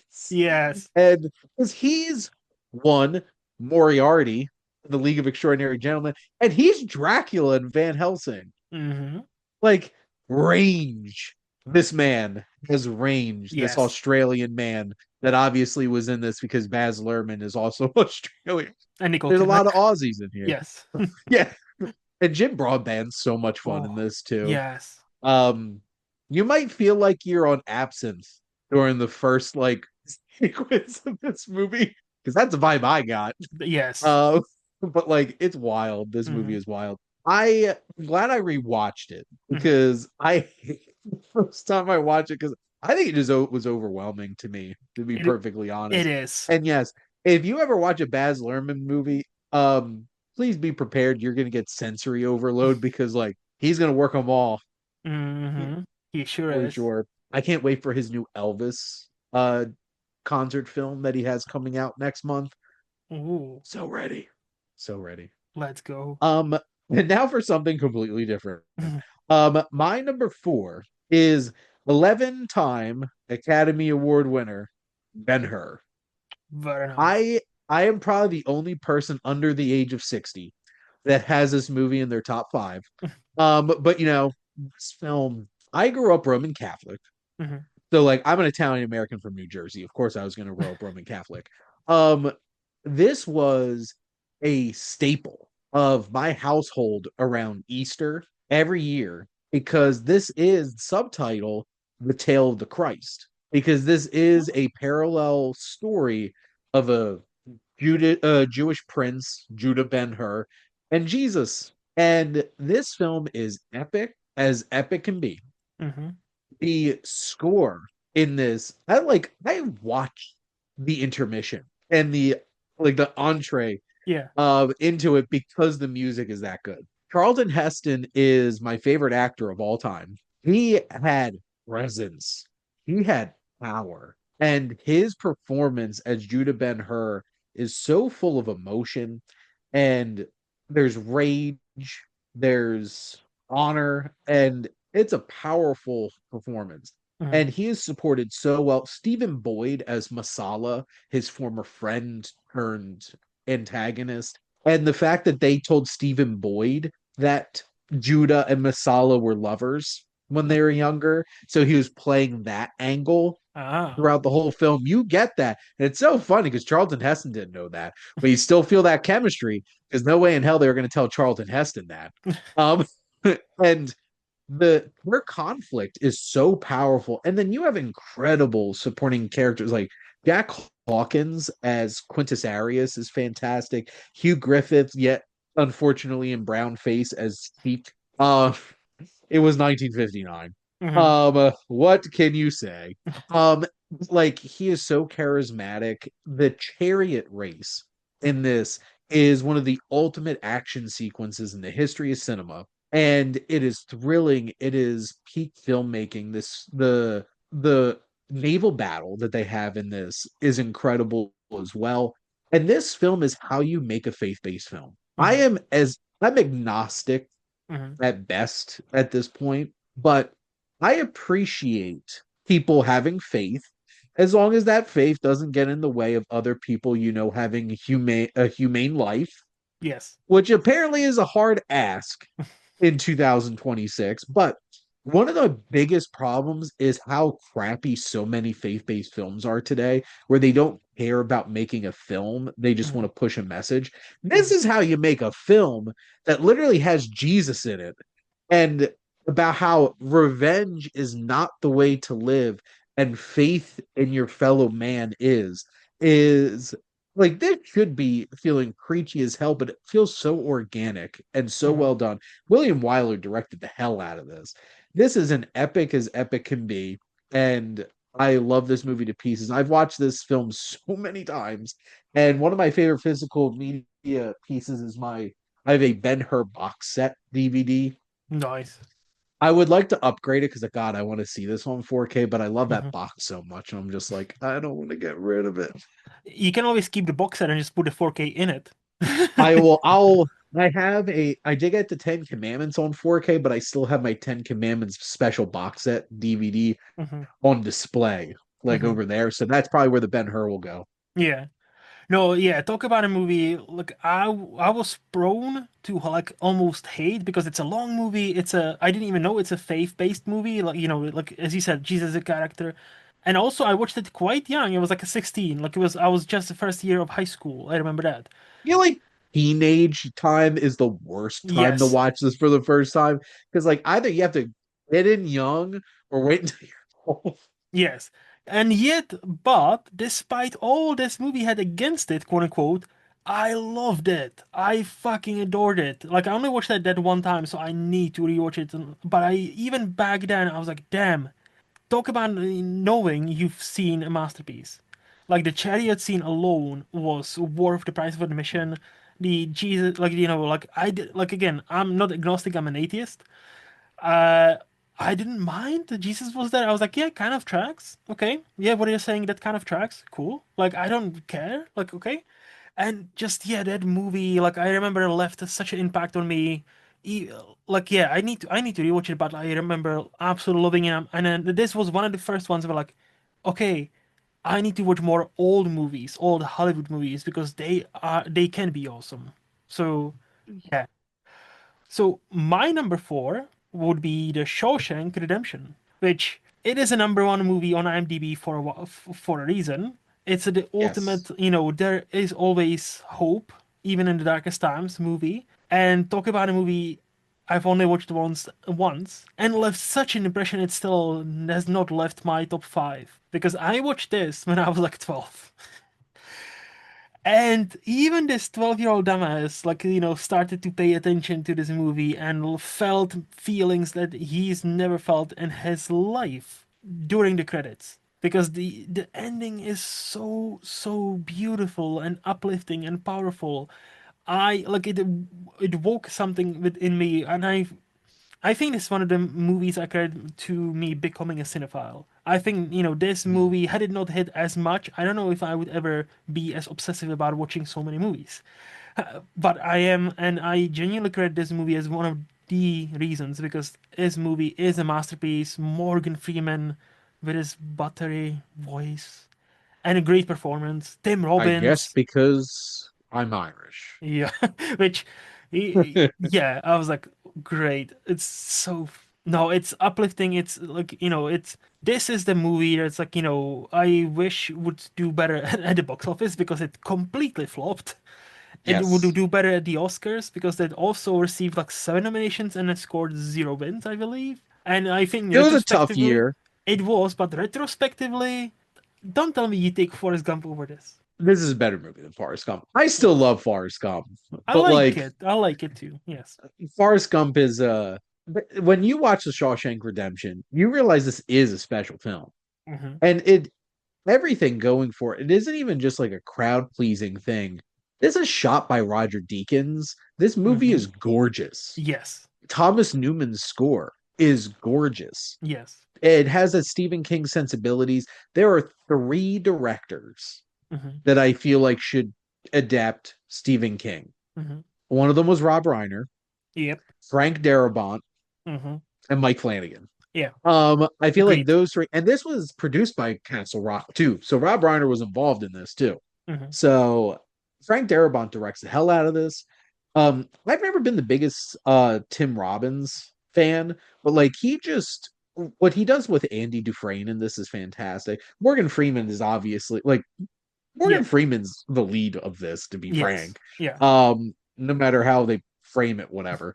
But like Morgan Freeman's incredible, but the supporting cast, Bob Newton as the warden, oh my god, Hmm. and Clancy Brown, um, as the captain, William Sadler, just everybody, and James Whitmore and the Brooks sequence in this is one of the most emotionally devastating things I've ever seen in a movie. Brooks was here. I still remember that. I'm like, holy fuck. No. Yep. This was my childhood best friend Ryan's favorite movie. Hmm. And it took me until college for him to finally get me to watch. And finally watched. I'm like, my God, I just watched something special Yep. for sure. Well, and now for something completely different, from crowd pleasing to weird as hell. My number three is 2001: A Space Odyssey. Nice. I am a humongous Kubrick fan, despite the fact that Kubrick was a piece of shit. But you know what? He was a mad genius filmmaker and Hmm. abused a lot of people. Hmm. But this film is the purest expression of hard science fiction. Obviously, you have on one side Star Wars, and on another side you have 2001: A Space Odyssey. Which back then, And, Star Wars didn't exist. well, I'm just saying in terms of Yeah. Yeah. science fiction, No. Yeah. because science fiction is such a huge spectrum of accessibility. Yeah. Hmm. And 2001: A Space Odyssey is definitely on the side that's not as accessible. Not at all. Um, this is one of the purest forms of filmmaking you're ever going to watch. The fact that they used all classical compositions was such an interesting idea. From like the Blue Danube, the waltz is just Hmm. gorgeous. Watching these ships dance through space. Thus spoke Zarathustra as the bum bum bum bum Yep. bum bum bum, ba and just that popping in and out of this film, and then the eerie ants that go on that are so unnerving whenever the monolith shows up. This film is one of the most gorgeous looking movies ever made. Hmm. That shot, looking up at the monolith lining up with the sun, Oh is yeah. the background on my computer at work. It's just that incredible. I wish I could plaster that on my wall. The Dawn of Man is one of Hmm. my favorite sequences in any film ever. Just the fact that this movie doesn't even have a human being in it or dialogue for like over a half hour into the movie is wild, but has some of the greatest editing ever put in a film. That bone to spaceship edit was genius. Yeah. The early ape-like entity smashing that tapir skull and everything, and just HAL 9000 is one of the greatest antagonists in the history of film. And Hmm. my God, if I could go back to my rant about AI, HAL is terrifying. And this is why we should not rely on artificial intelligence. No. And Douglas Rain's voice, it's like, I'm sorry, Dave. I'm afraid I can't do that.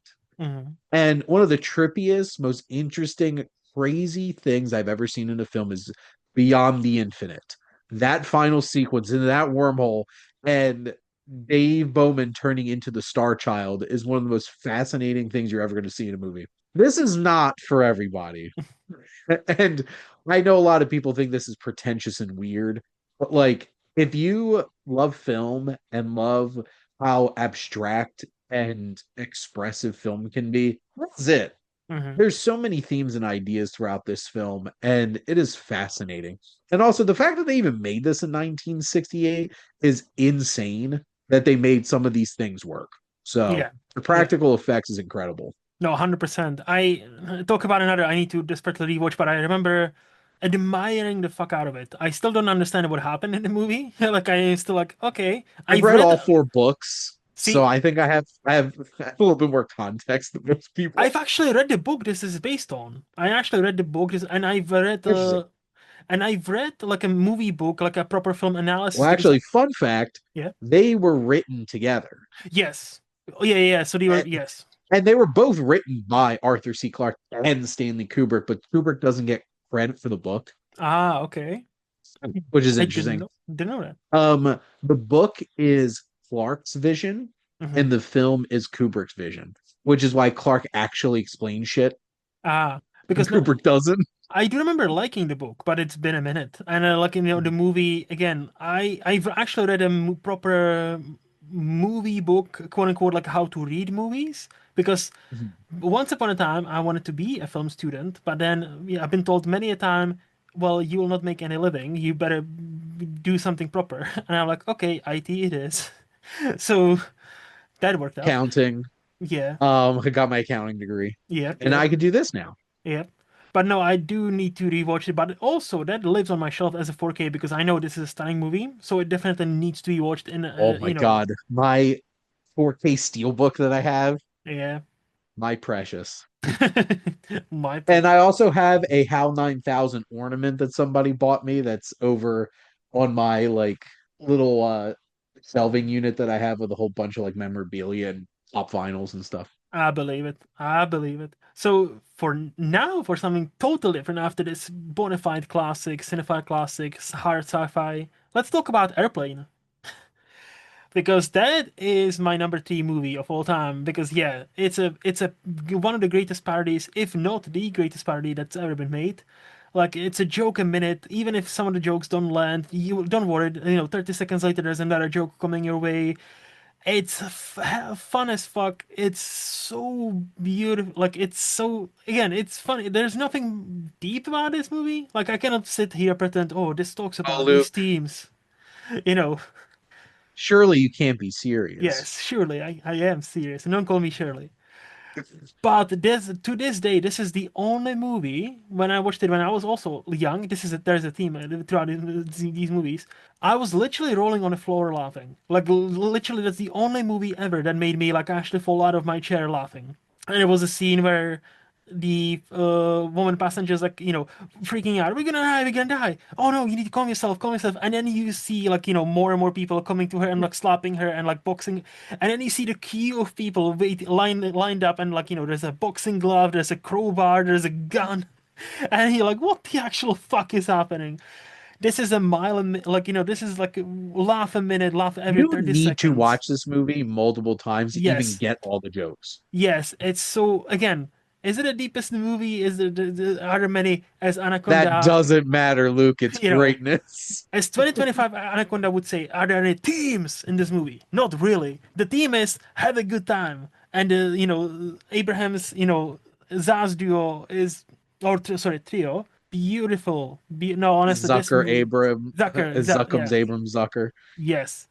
Oh my Honestly, this God. is a yeah. Luke, the first time I noticed the announcers on the intercom arguing about an abortion, Yes. I lost it. Yes. Like, what the shit? And like, cast Leslie Nielsen is a revelation. Well, because of Between this movie, this, he had second yes, career. because of this and the Naked Gun, Yes. like this man is so great. Robert Stack, when he's walking through the airport beating the shit out of everybody. Lloyd Bridge is like, this is the worst week to stop smoking. This is the worst week to stop sniffing glue. Sniffing glue. Yep, yep, yep. And Johnny. it's like Johnny. Robert Graves, like that whole like pedophile joke, like with a little boy. I'm like, what? I quote this a lot too. It's like, what's your vector, Victor?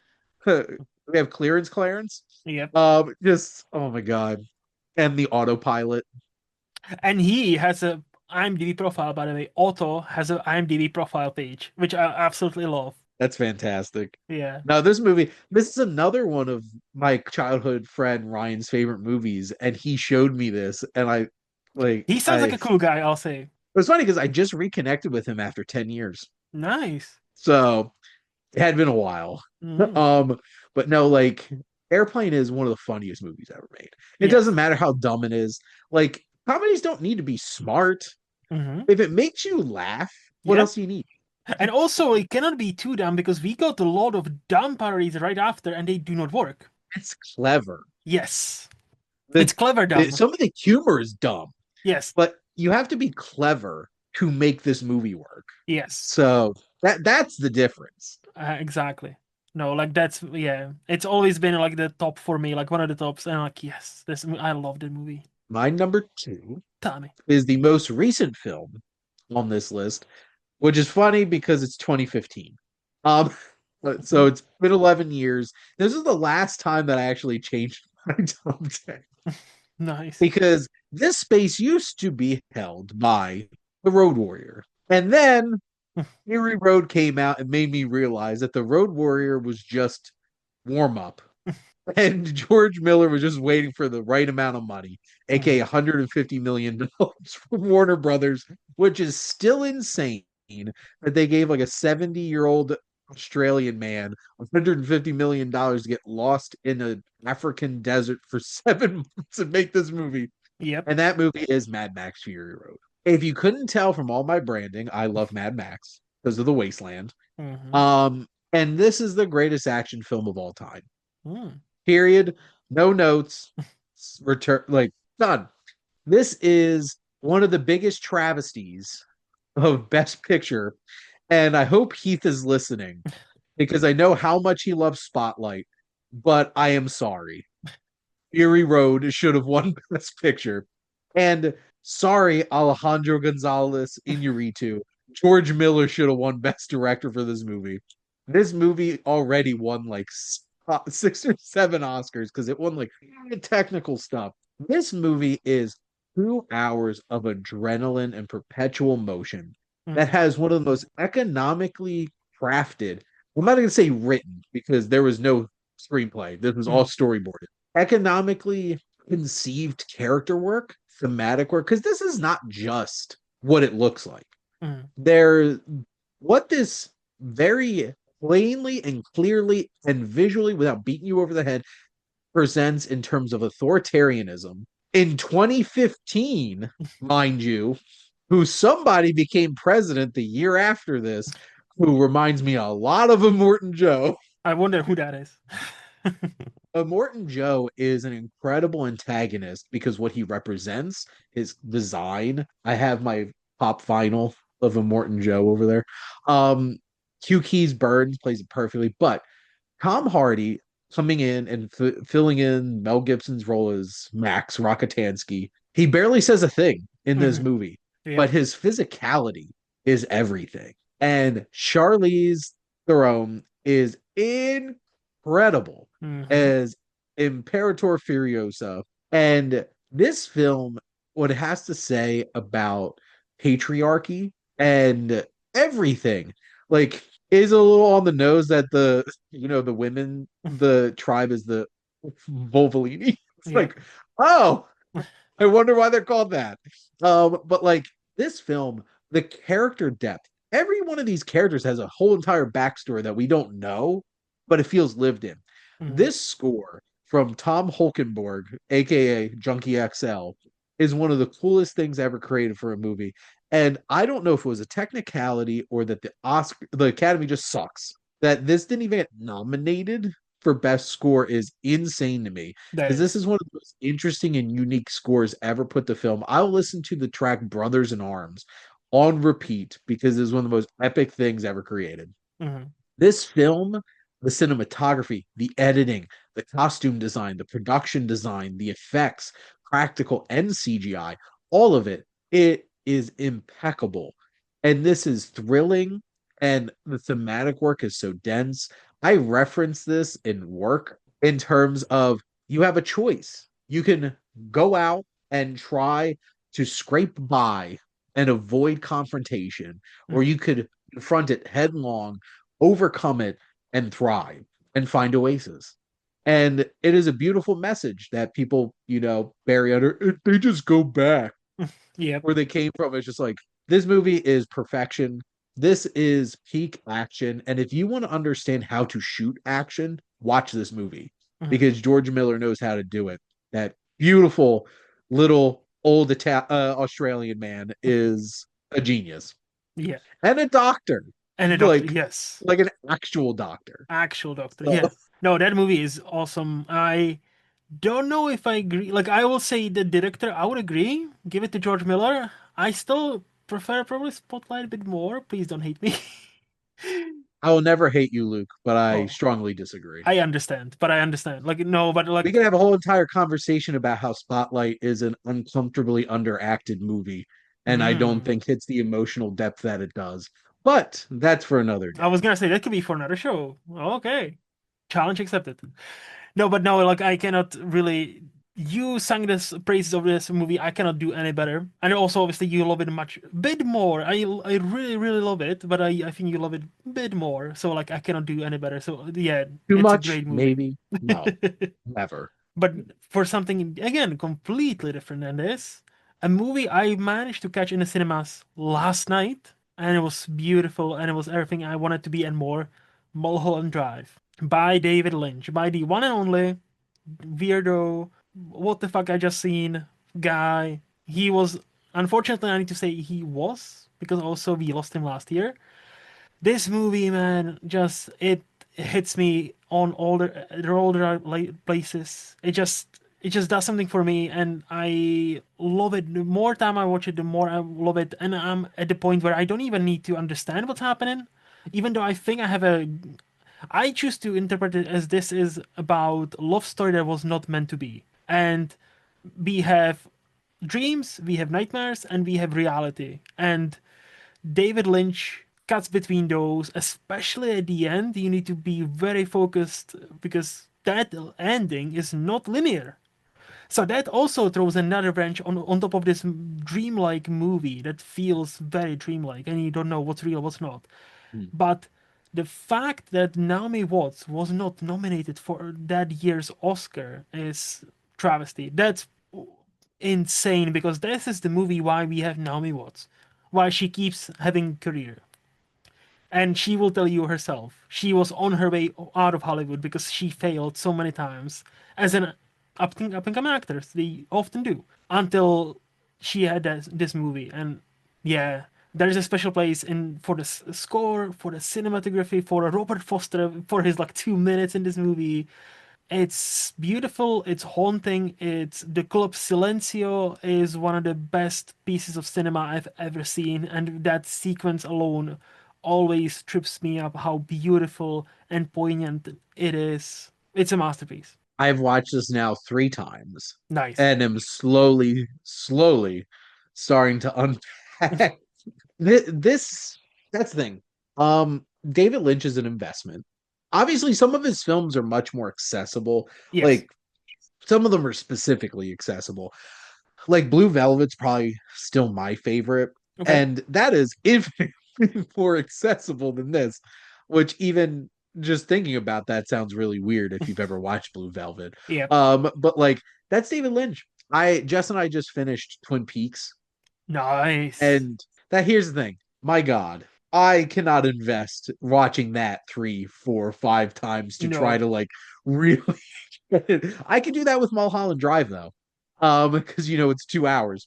Mhm. Um, this is such a haunting experience, and I don't know if David Lynch will ever be like my filmmaker Mhm. or will specifically hit my frequency of expression and understanding, but damn, I respect that man so much Mhm. for doing it, doing his thing.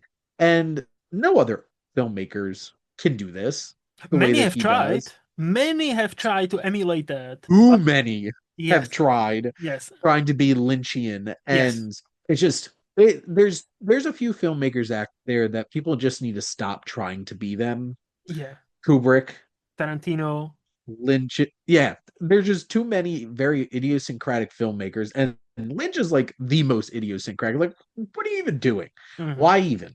But Mulholland Drive is such a fascinating experience, and Naomi Watts, I think, is one of the most underappreciated actors out there. Like, Hmm. even something like I think she's incredible at Birdman. Yes. Even just like and she's obviously not even like close to the biggest name in that movie and what most people talk about, but like this film is special. And David Lynch did get nominated for best director That for this, was didn't he? that was the only Oscar Only nomination yeah, for this movie. Not even a Best Picture, not even a lead and lady. Not which no, is so weird yes. that like how many I would like to know actually how many movies have gotten just a director I nomination. think he's only like second or third ever. I think it only happened two or three more times. That's about it. Like if I'm not mistaken, I read that like he is not alone. But like that just speaks to the quality because like last night in the cinema, I've noticed many scenes I never noticed before, and I like now starting to appreciate on a deeper level where I think this movie why it also works.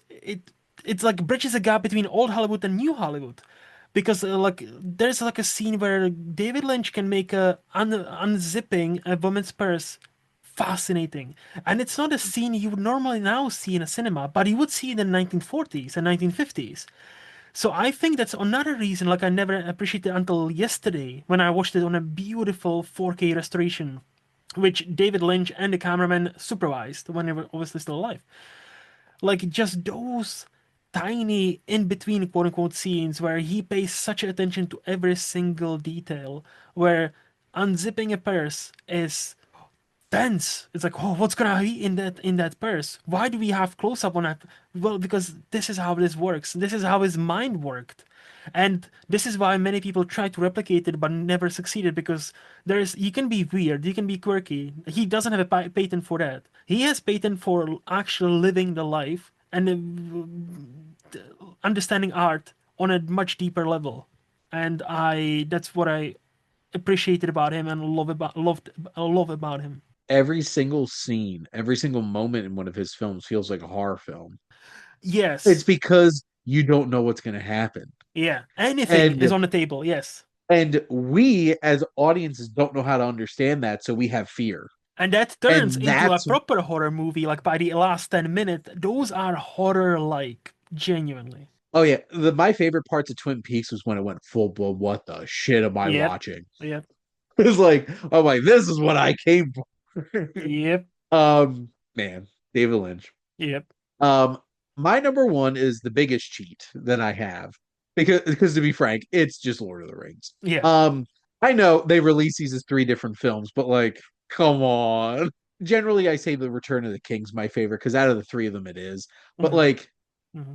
I literally on my letterbox when I have my top 500, just the first three of them in a row. It's like it's there. This is the live action fantasy film. Hmm. Like this is the benchmark. I don't think anything is going to come close to like capturing fantasy in this way. Hmm. And I think Dune is getting close to capturing a science fiction feel Hmm. of that feeling. But like they had to come out with Game of Thrones, which was completely different because it was political, it was sexy, and all those kinds of things. Because you can't reach what Peter Jackson did. Because honestly, I don't think a studio will ever let somebody Nope. do something like this again. Just look at The Hobbit. Um, the level of practicality Hmm. that they leveraged for making these films, the miniatures, the forced perspective, the makeup, all of that stuff. And yes, there's CGI in it. And only like a couple of the things don't look great. Like Kate Blanchett's whole thing in Fellowship of the Ring looks a little weird. But like the ghosts, the CGI on that is Hmm. horrifying to begin with first. And the Ents and the Mumakil, the giant elephants, all of it, the Belrog, all of that stuff looks incredible. This never got any recognition. It got one Oscar nomination for acting, this whole Hmm. trilogy, for Ian McKellen as Gandalf the Grey. in Fellowship because this is the purest ensemble. Hmm. Like if they had a casting Oscar, this would the Return of the King would have won 12 Oscars. Yeah. Because like from top to bottom, this is an ensemble, and every actor does an amazing job in terms of what they're supposed to be doing. And Return of the King is the most epic up until I think technically Aquaman. It had the largest war Oh scene in yeah. the history of cinema. Hmm. Hmm. The battle scene at the end of Aquaman, where there's like all of those sea creatures and stuff like that, technically is bigger. But like, I don't think it's had the same kind of weight because of like when you looked out from Minas Tirith with Denethor and just saw the horde of orcs coming upon the city, you're just like, oh my god. And I get goosebumps. I'll just listen to Theoden and Aragorn give their battle speeches because my God, and Howard Shore's score, and I will say this plainly, is the most layered, complex, diverse, and greatest score ever created for a movie. Hmm. Because I'm pretty sure they came up with 16, 17 different themes for these movies, and they're all great. Hmm. This is what I love most about Lord of the Rings. It does everything. It does everything great. It has every type of genre thrown in there. It technically, I cannot believe Andrew Lesney didn't even get nominated for cinematography for Return of the King. Like the lighting of the beacon sequence should have won by itself. Hmm. But this, I can't be too greedy. This did win 11 Academy Awards. Um, so like everybody else outside of the acting categories that year were like, well, we're just here. Yeah. So these films I've seen, I I have a story about Fellowship, but I've seen all three of these in the theater. I watch these every year, at least once. And this is how you make a fantasy work. Because fantasy, live action fantasy is the hardest genre to make Hmm. because you have to make a whole entire audience believe a whole entire new world and Middle Earth was real because it was New Zealand Yep. Yep. and New Zealand is real. Or is it? We'll ask our fearless leader Mike Hilty, whose wife is from New Zealand, if New That is Zealand is true. That is true. Now, I cannot add anything to it because, as you know, I think you do know, yep. I need to rewatch this because I was an angsty teenager who didn't like it at all. So, like, I rated them. True, Yeah, I angsty know. I know. teenagers. They are the There's a lot worst. of angsty teenager stories you have for a lot They of my favorite movies. they are the worst. They are like, and I was like, no, but I need to like this is one of my goals for this year is to finally rewatch the Lord of the Ring trilogy and to finally watch even for the first time the Hobbit trilogy. So because I haven't even seen those. Like I was already in living in Scotland and I remember when they were coming out in a cinema. So I had They're the opportunity. all But I know, like that's the other reason I was like, oh yeah, even the fans are telling me they're not that great. So I'm like, you know what? I can they're hold. that meme. It's like, all right. Yeah. That's yeah. Yeah. No, but I do need to rewatch it and give it a proper shake and like and see where I'll fall. I don't know if I'm gonna totally love it, maybe not, but we'll see. Like I'll definitely give it a much more of a fair shake because I know I wasn't fair to this trilogy. So I need to. So I cannot really add anything to your love for these movies. That's okay. I have 25 years of pent up Yeah. love for these Yeah. movies. And So it shows, which is awesome. And for my number one, you know it quite well, I'm sure. It's yep. Lost in Translation. For I don't even understand myself why it hits me the way it hits me, but it just the ultimate, hey, this is how it feels to be sad movie. This is how it feels to be surrounded by thousands of people, yet to be all alone movie. And it's Sofia Coppola firing on all cylinders. It's Scarlett Johansson before she became sex bomb Scarlett Johansson. Like You're this, like what, 19 or 20 in this? I think she was like 16, 17, like even younger. Like she was quite young in this during this movie. Like she's now just turned 40, I believe. So she was quite young. Yes. Which is This crazy. yeah, it is. This is Bill's Murray's comeback because, before that he wasn't really doing much. So it seems like he was He had gonna like just Rushmore yeah, and he had Wes Anderson. yes. But even That was it. but it was before he became Wes Anderson. So like many movies, like I know they were not that beloved by at least where I grew up. And this movie just there is this sense of there's like bittersweet loneliness. It's bittersweet.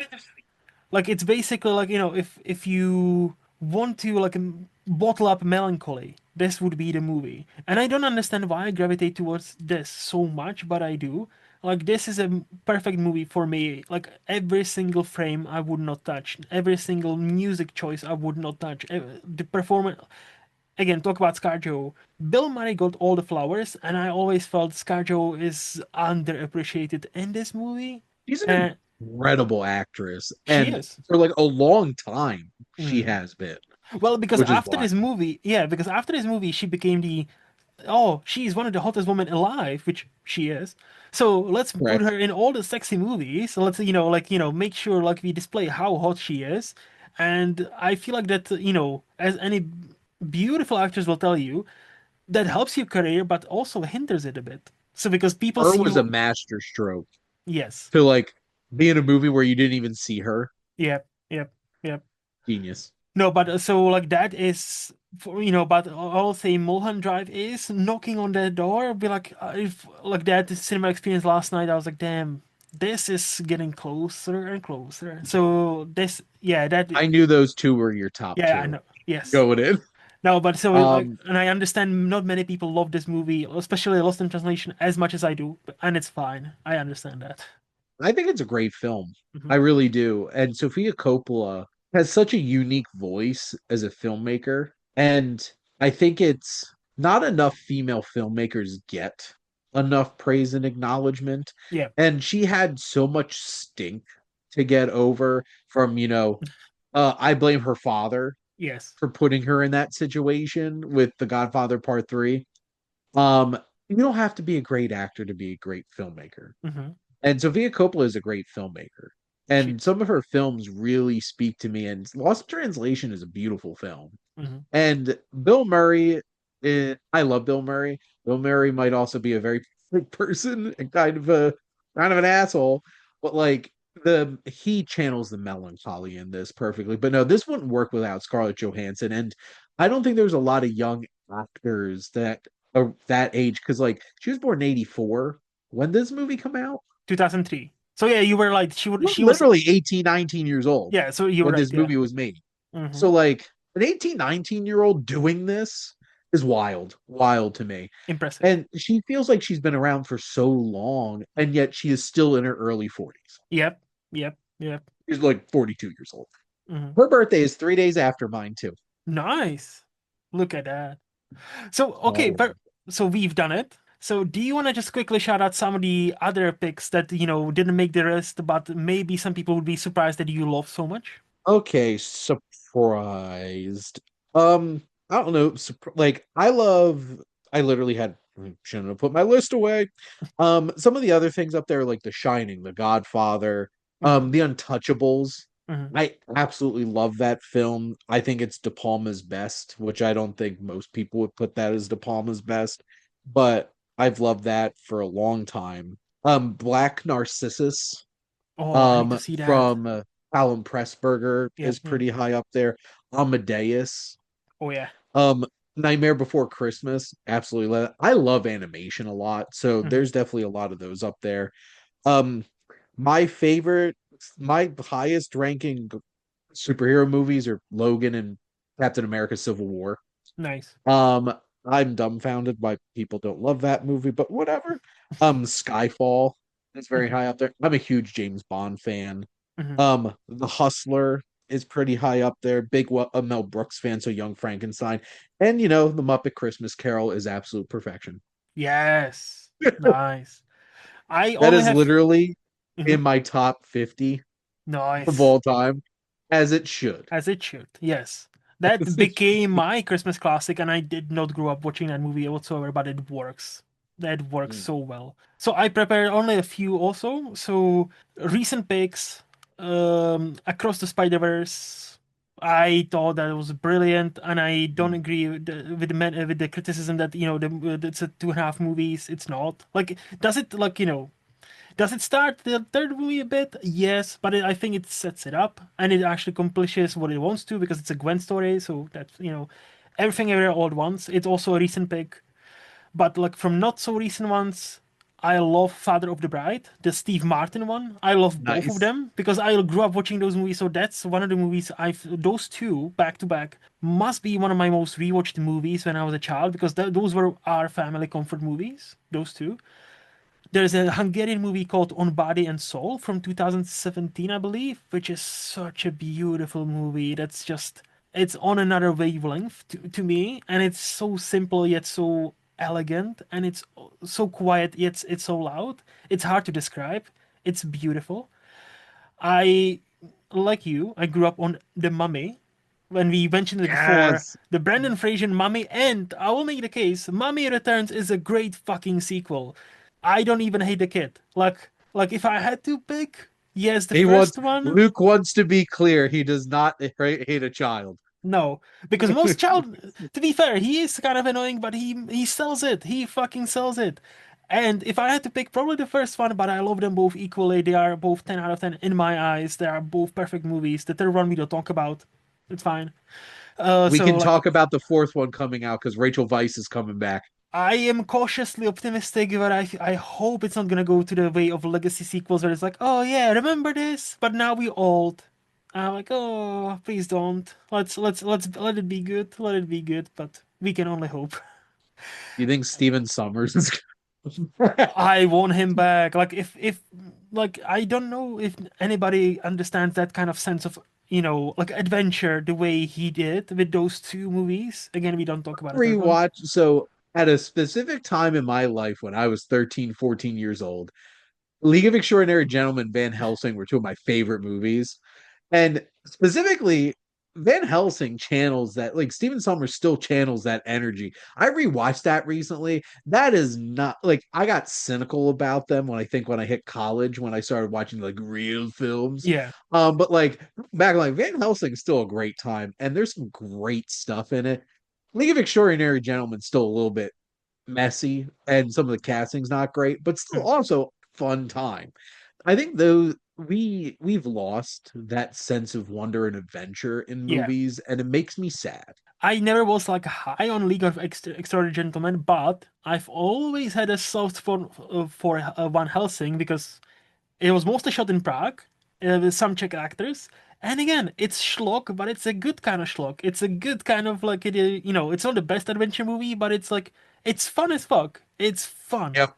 and like And is that it? score is amazing. I need to, Like I need to it rewatch has no that. right to go so hard. Yeah. And also Kate Beckinsale hmm Let in me leather. say less. Say less. And yeah, That and an underworld at around the same time was an interesting time to be, fan in of puberty. yeah. It's like it's like the Van Helsing crew saw Underworld because that was a year before. Like, well, she works well with the letters, so we gave her letter pens. Sorted. Yeah, Costume department sorted.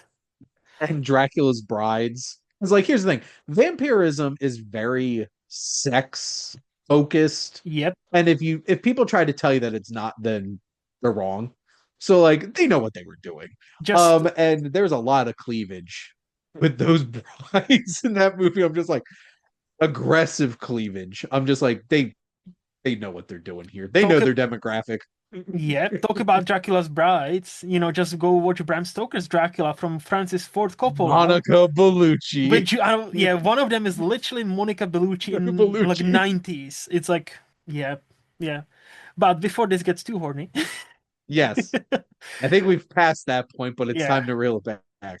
But no, like a couple of other ones. Just this is Yep. like 1A, 1B, like what he did with Shrek. For me, it's Trading Places and Coming to America, two Eddie Murphy classics, just bona fide classics. I grew up Same watching. universe. Yes, they are. They are, Yeah, and that was wild of them. it is. It was, but it's a great decision. It's a great fucking decision. Long And before Nutty Professor, watch Eddie Murphy play a bunch of people in Coming to yep, America. yep. Coming and Trading Aha! Places is also awesome. Like both of them, you cannot miss. Like if you put either of those on, you will have a good time. Yep. And the last one I would like to shout out is Dead Poet Society.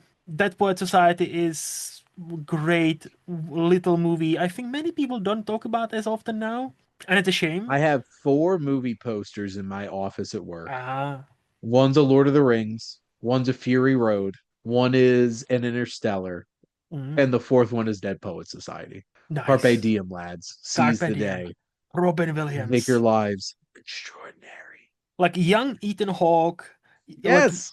and like Robin Williams is playing a teacher, and everybody wants to have everybody. Or and if you're a teacher, everybody Mr. Keating. aspires to be.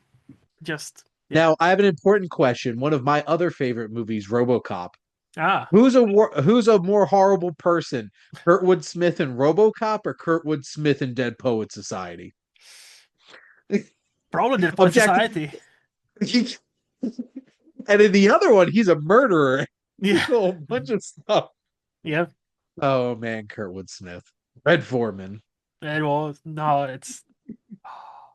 But this has been a blast. I think that kind of wraps up first episode of this new, Flicks and Chill.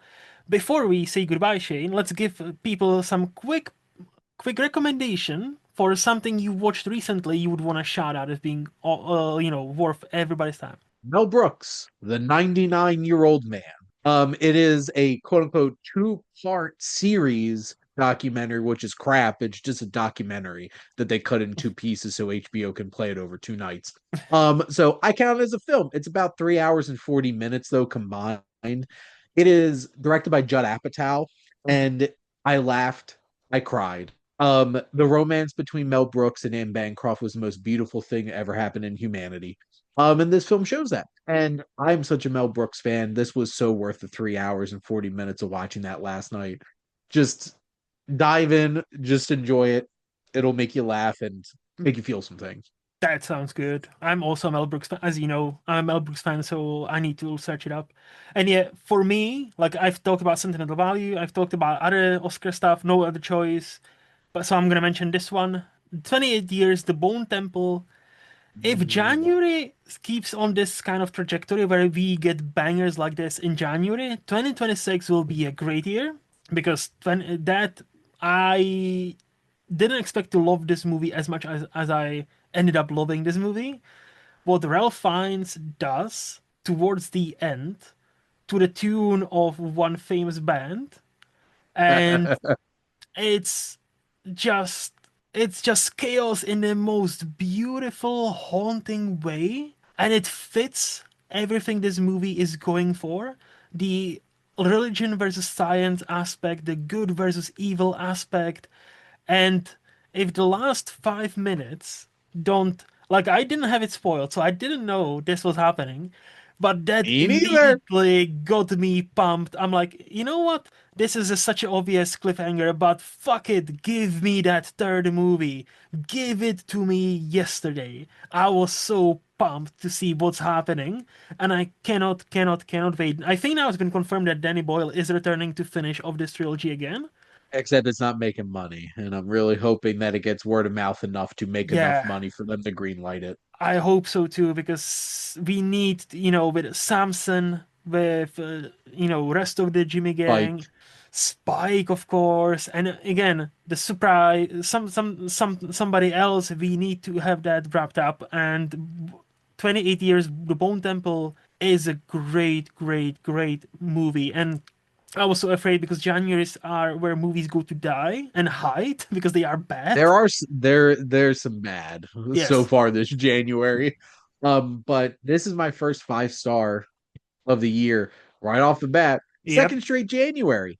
Um, Nice. I know technically you got it before we did, but last January one was Wallace and Gromit, Vengeance Most Foul. So Nice. day one, 2025, I had a 5 star movie. I'm just like, beautiful. But no, this Bone Temple is incredible, Mhm. and I love it to pieces. And I cannot wait for the third one. Nia DaCosta, Yes. give her more interesting projects. Not that I Yes. didn't enjoy the Marvels, not that I think she really directed the Marvels. I'm pretty sure Marvel directed Nia DaCosta to direct the Marvels. But As it like, happens. Yep. yeah. I love Candyman, her Candyman film too. So like I'm interested to see what she does next. But Bone Temple and Jack O'Connell, man, doing Hmm. this in Sinners, Yep, yep. I didn't think he could outdo himself from Sinners, and he did. Hmm. I thought what he did. There's one conversation between him and Ray Fiennes that was incredible. I Yep. could have just watched that scene for a half an hour of a movie. 100%. I know to your point about Nia DaCosta, like I liked the Candyman okay, but it was because of several scenes and her sense of direction. I was like, oh, who is behind this? Because I'm like, this is very intriguing. Even though I don't love the movie, I respect it. And like I'm higher than most on Hedda from last year.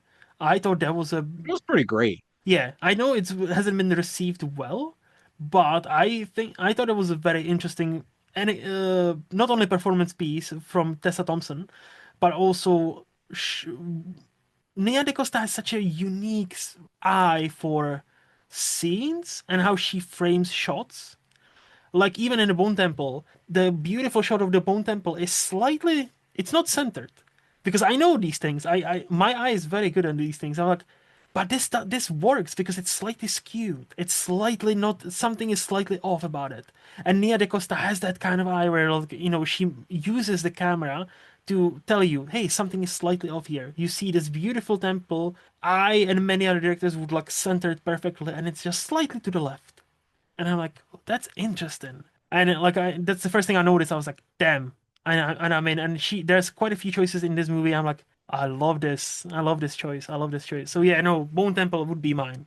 And yeah, I think that's the end. So Shane, some shameless plugs. Now, where can the people find you? People can head over to the Wasteland Reviewer YouTube channel where I review all types of films and have weekly shows as well. I have my wastelandreviewer.blog, which is my website, and they can also follow me on Instagram, Wasteland Reviewer, where I shamelessly plug all the things that I do on Instagram and on my website. I have my link tree so you can check out everything, whether it's on SPDM Crew, Sif Pop, or Knock on Wood Film. Nice. And for me, as always, in movies lost on Letterboxd or here every other Friday, but this time with Shane. So I hope you enjoyed the first episode.